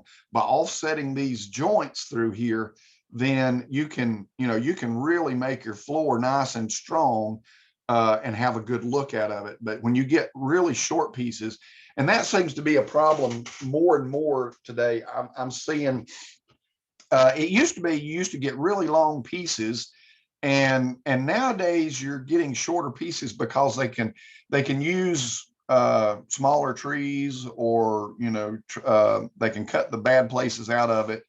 And so shorter pieces of wood are just more prevalent now in a bundle of flooring than the longer pieces. And the quality of it too. The longer pieces are going to be, they're going to have more curves in them. And so, you don't want to have to mess and fight with that stuff too. So if you get one that's really bent, then the best thing to do is just cut that bugger down to where it's straighter, and then use the wedge method to move that in so that you make a nice, good effect off of that.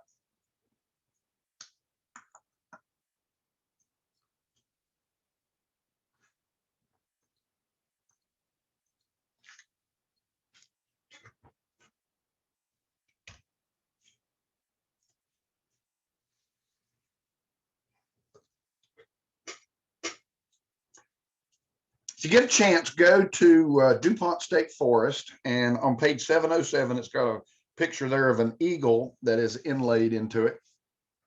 The floor to DuPont State Forest has the North Carolina Forest Service emblem in it, and it looks really, really nice. Done a really good job on that.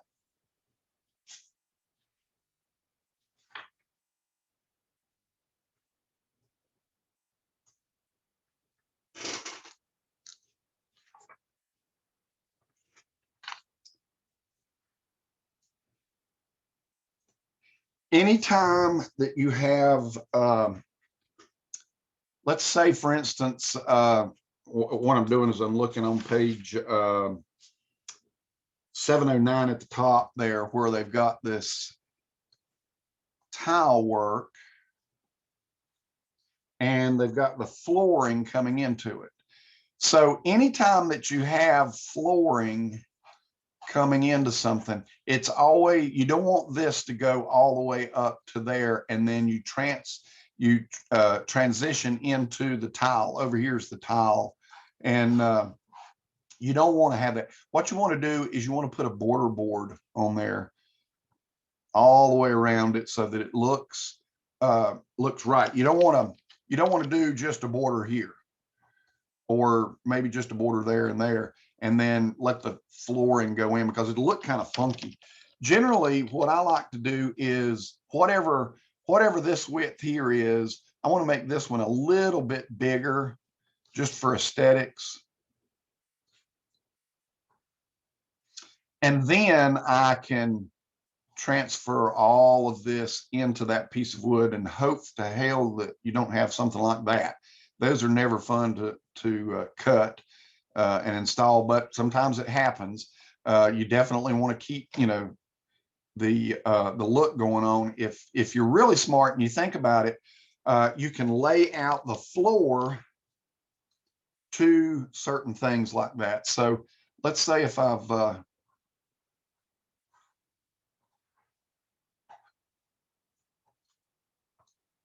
got this, and turn out that. Then what I might want to do is I want to chalk a line through here, and then measure back. So I can measure back whatever this distance here is back to the wall, and start laying, if I want to have a thin piece, then I can put it up against the wall and then start with my full pieces so that everything works out to this point here. Now, how often is that going to happen? Probably not a whole great deal. So another remedy to that is you could start at this point and work in both directions, and that is perfectly fine. The only bad thing is you're going to have two grooves coming together there, and so you can nail these in to this fashion here, and that's going to hold this. But then you're going to have to go out here and you start your other nails in the other way like so. And you can work from this particular line, make that the starting line, and work in both directions. That's very doable. Also steps.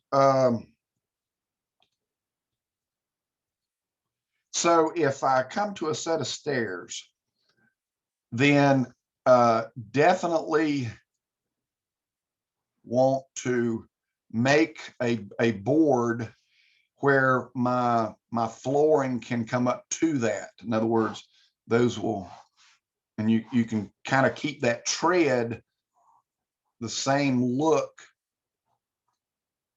that nosing piece there, and then the flooring can kind of come up to that.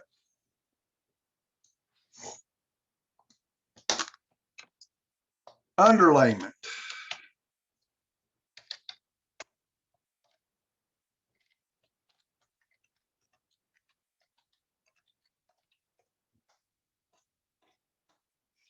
So there's tons of flooring underlayment that you can use.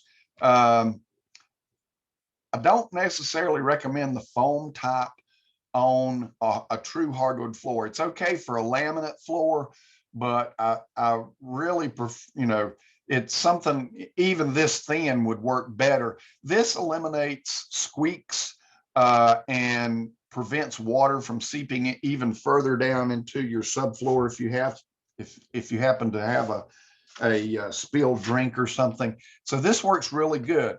One of the things that was used in the old day was builder's felt, and builder's felt is a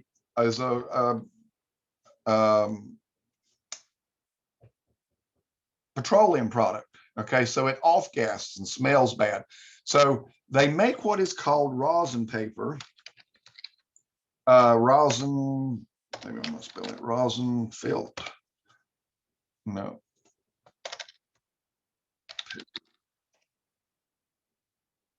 I'm not spelling this right or something.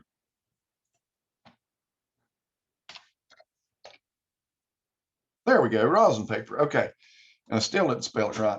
R-O-S-I-N. So rosin paper is, it's just like builder's felt. So builder's felt is paper that has been saturated with a petroleum product such as tar.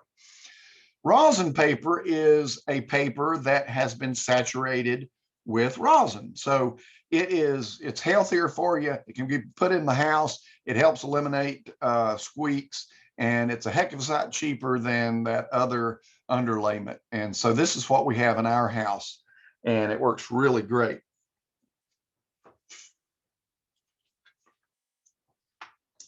Any questions? If you other guys, when you're looking at this, if you have any questions at any point in time in the video, send me a text and I will answer it as quickly as I can. So to finish up, I'm going to switch over to my phone, and I'm going to give you another tour of the house and talk about some of the things that I've been pointing out here. And maybe I'm going to,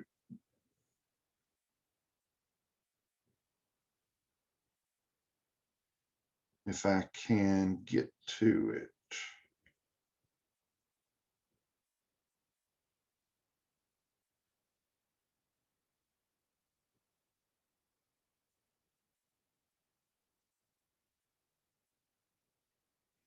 Okay, so I'm going to stop sharing here, and I'm going to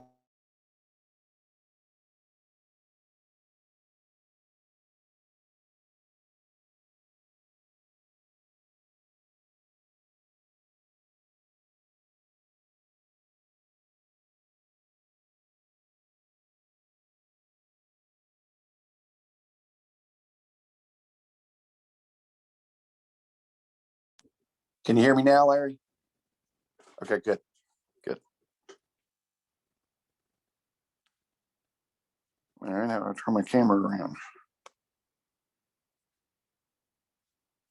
There we go. God, after sitting so long, I have a hard time getting back up. Okay, so our hardwood floor in here. So this is one thing. So this is our bedroom, and the hardwood floor here is on top of sleepers, which is on top of a concrete floor, because this room here used to be the garage in my parents' original house.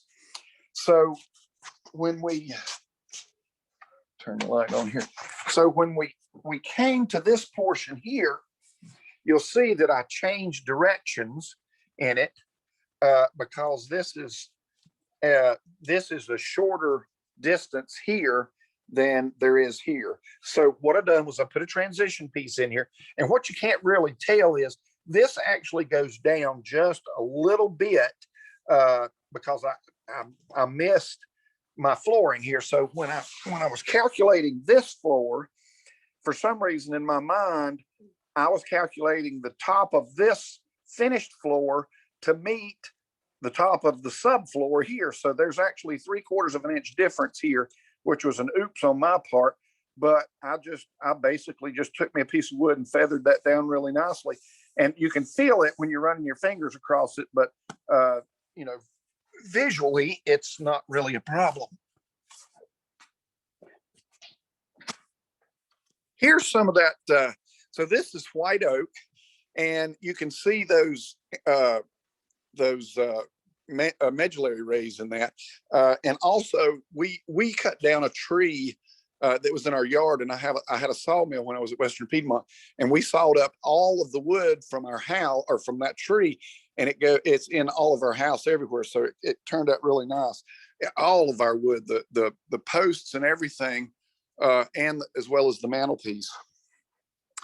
Let's see if I can find, there's one place here. Okay, here was a knot that had come out, and we had filled it with epoxy. But then there's a couple of places over here that I did not. I should have, but I didn't.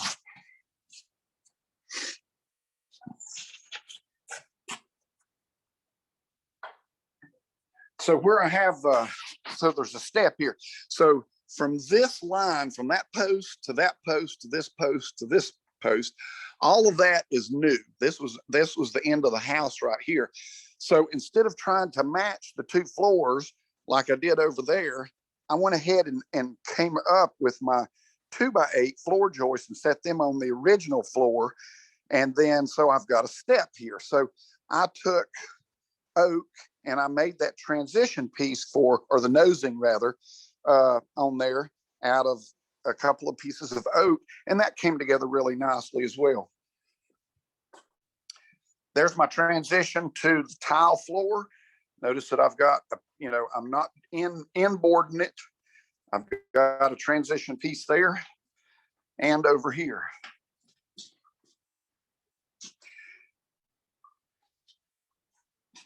My son is home for lunch, so I'm going to go downstairs, and I got to be quiet because my daughter Sierra is. Oh, here's another one. So in the front area, I've got slate in the front at the front door, and I've got this piece in, but I just used partial of that floor. So I just ran this when I started at this point, and again did that thing where I started at this point and went both directions from there, so that it lined up perfectly on that piece of slate there. Now, my daughter is teaching a class, so I've got to be quiet a little bit. Can you still hear me if I talk this low? Okay. It takes me a little bit to get down these steps.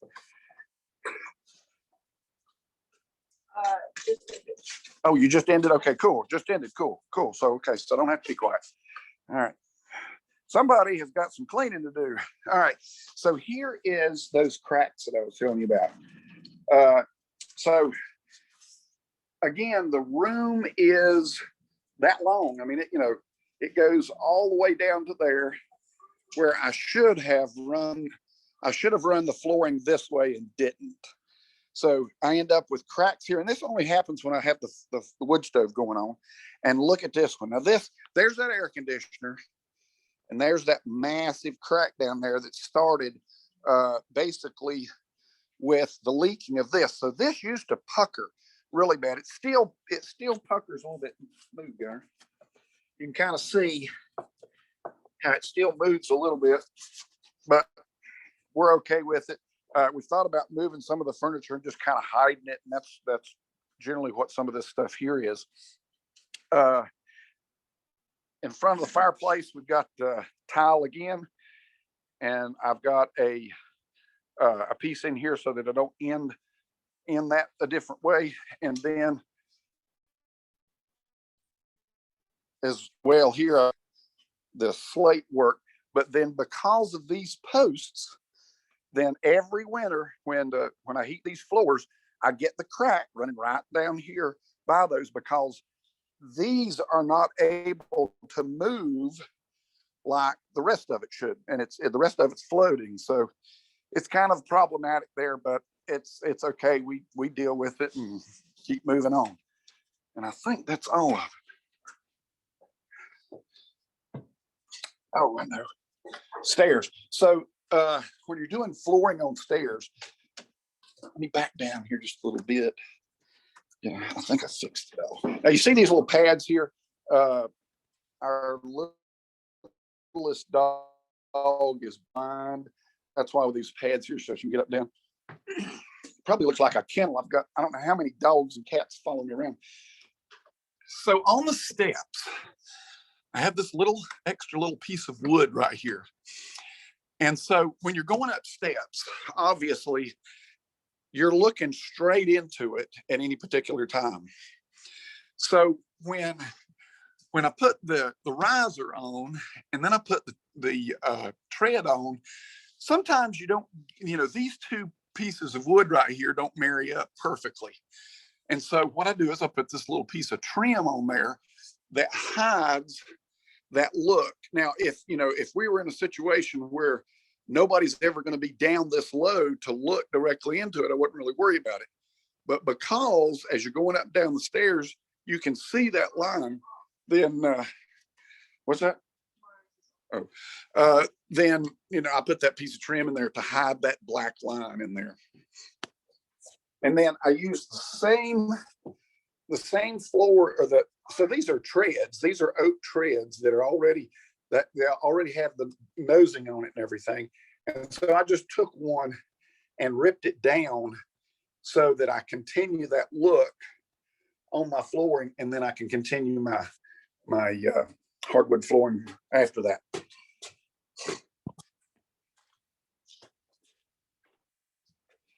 And I think that's all the special stuff in here. Now, in the front of the hearth, I did not put a transition piece there.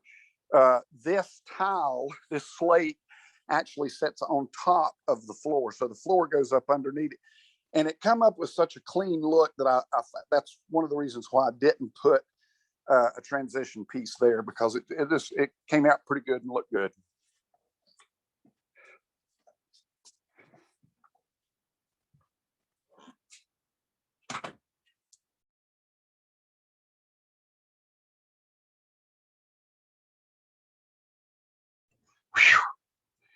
That's a lot of information.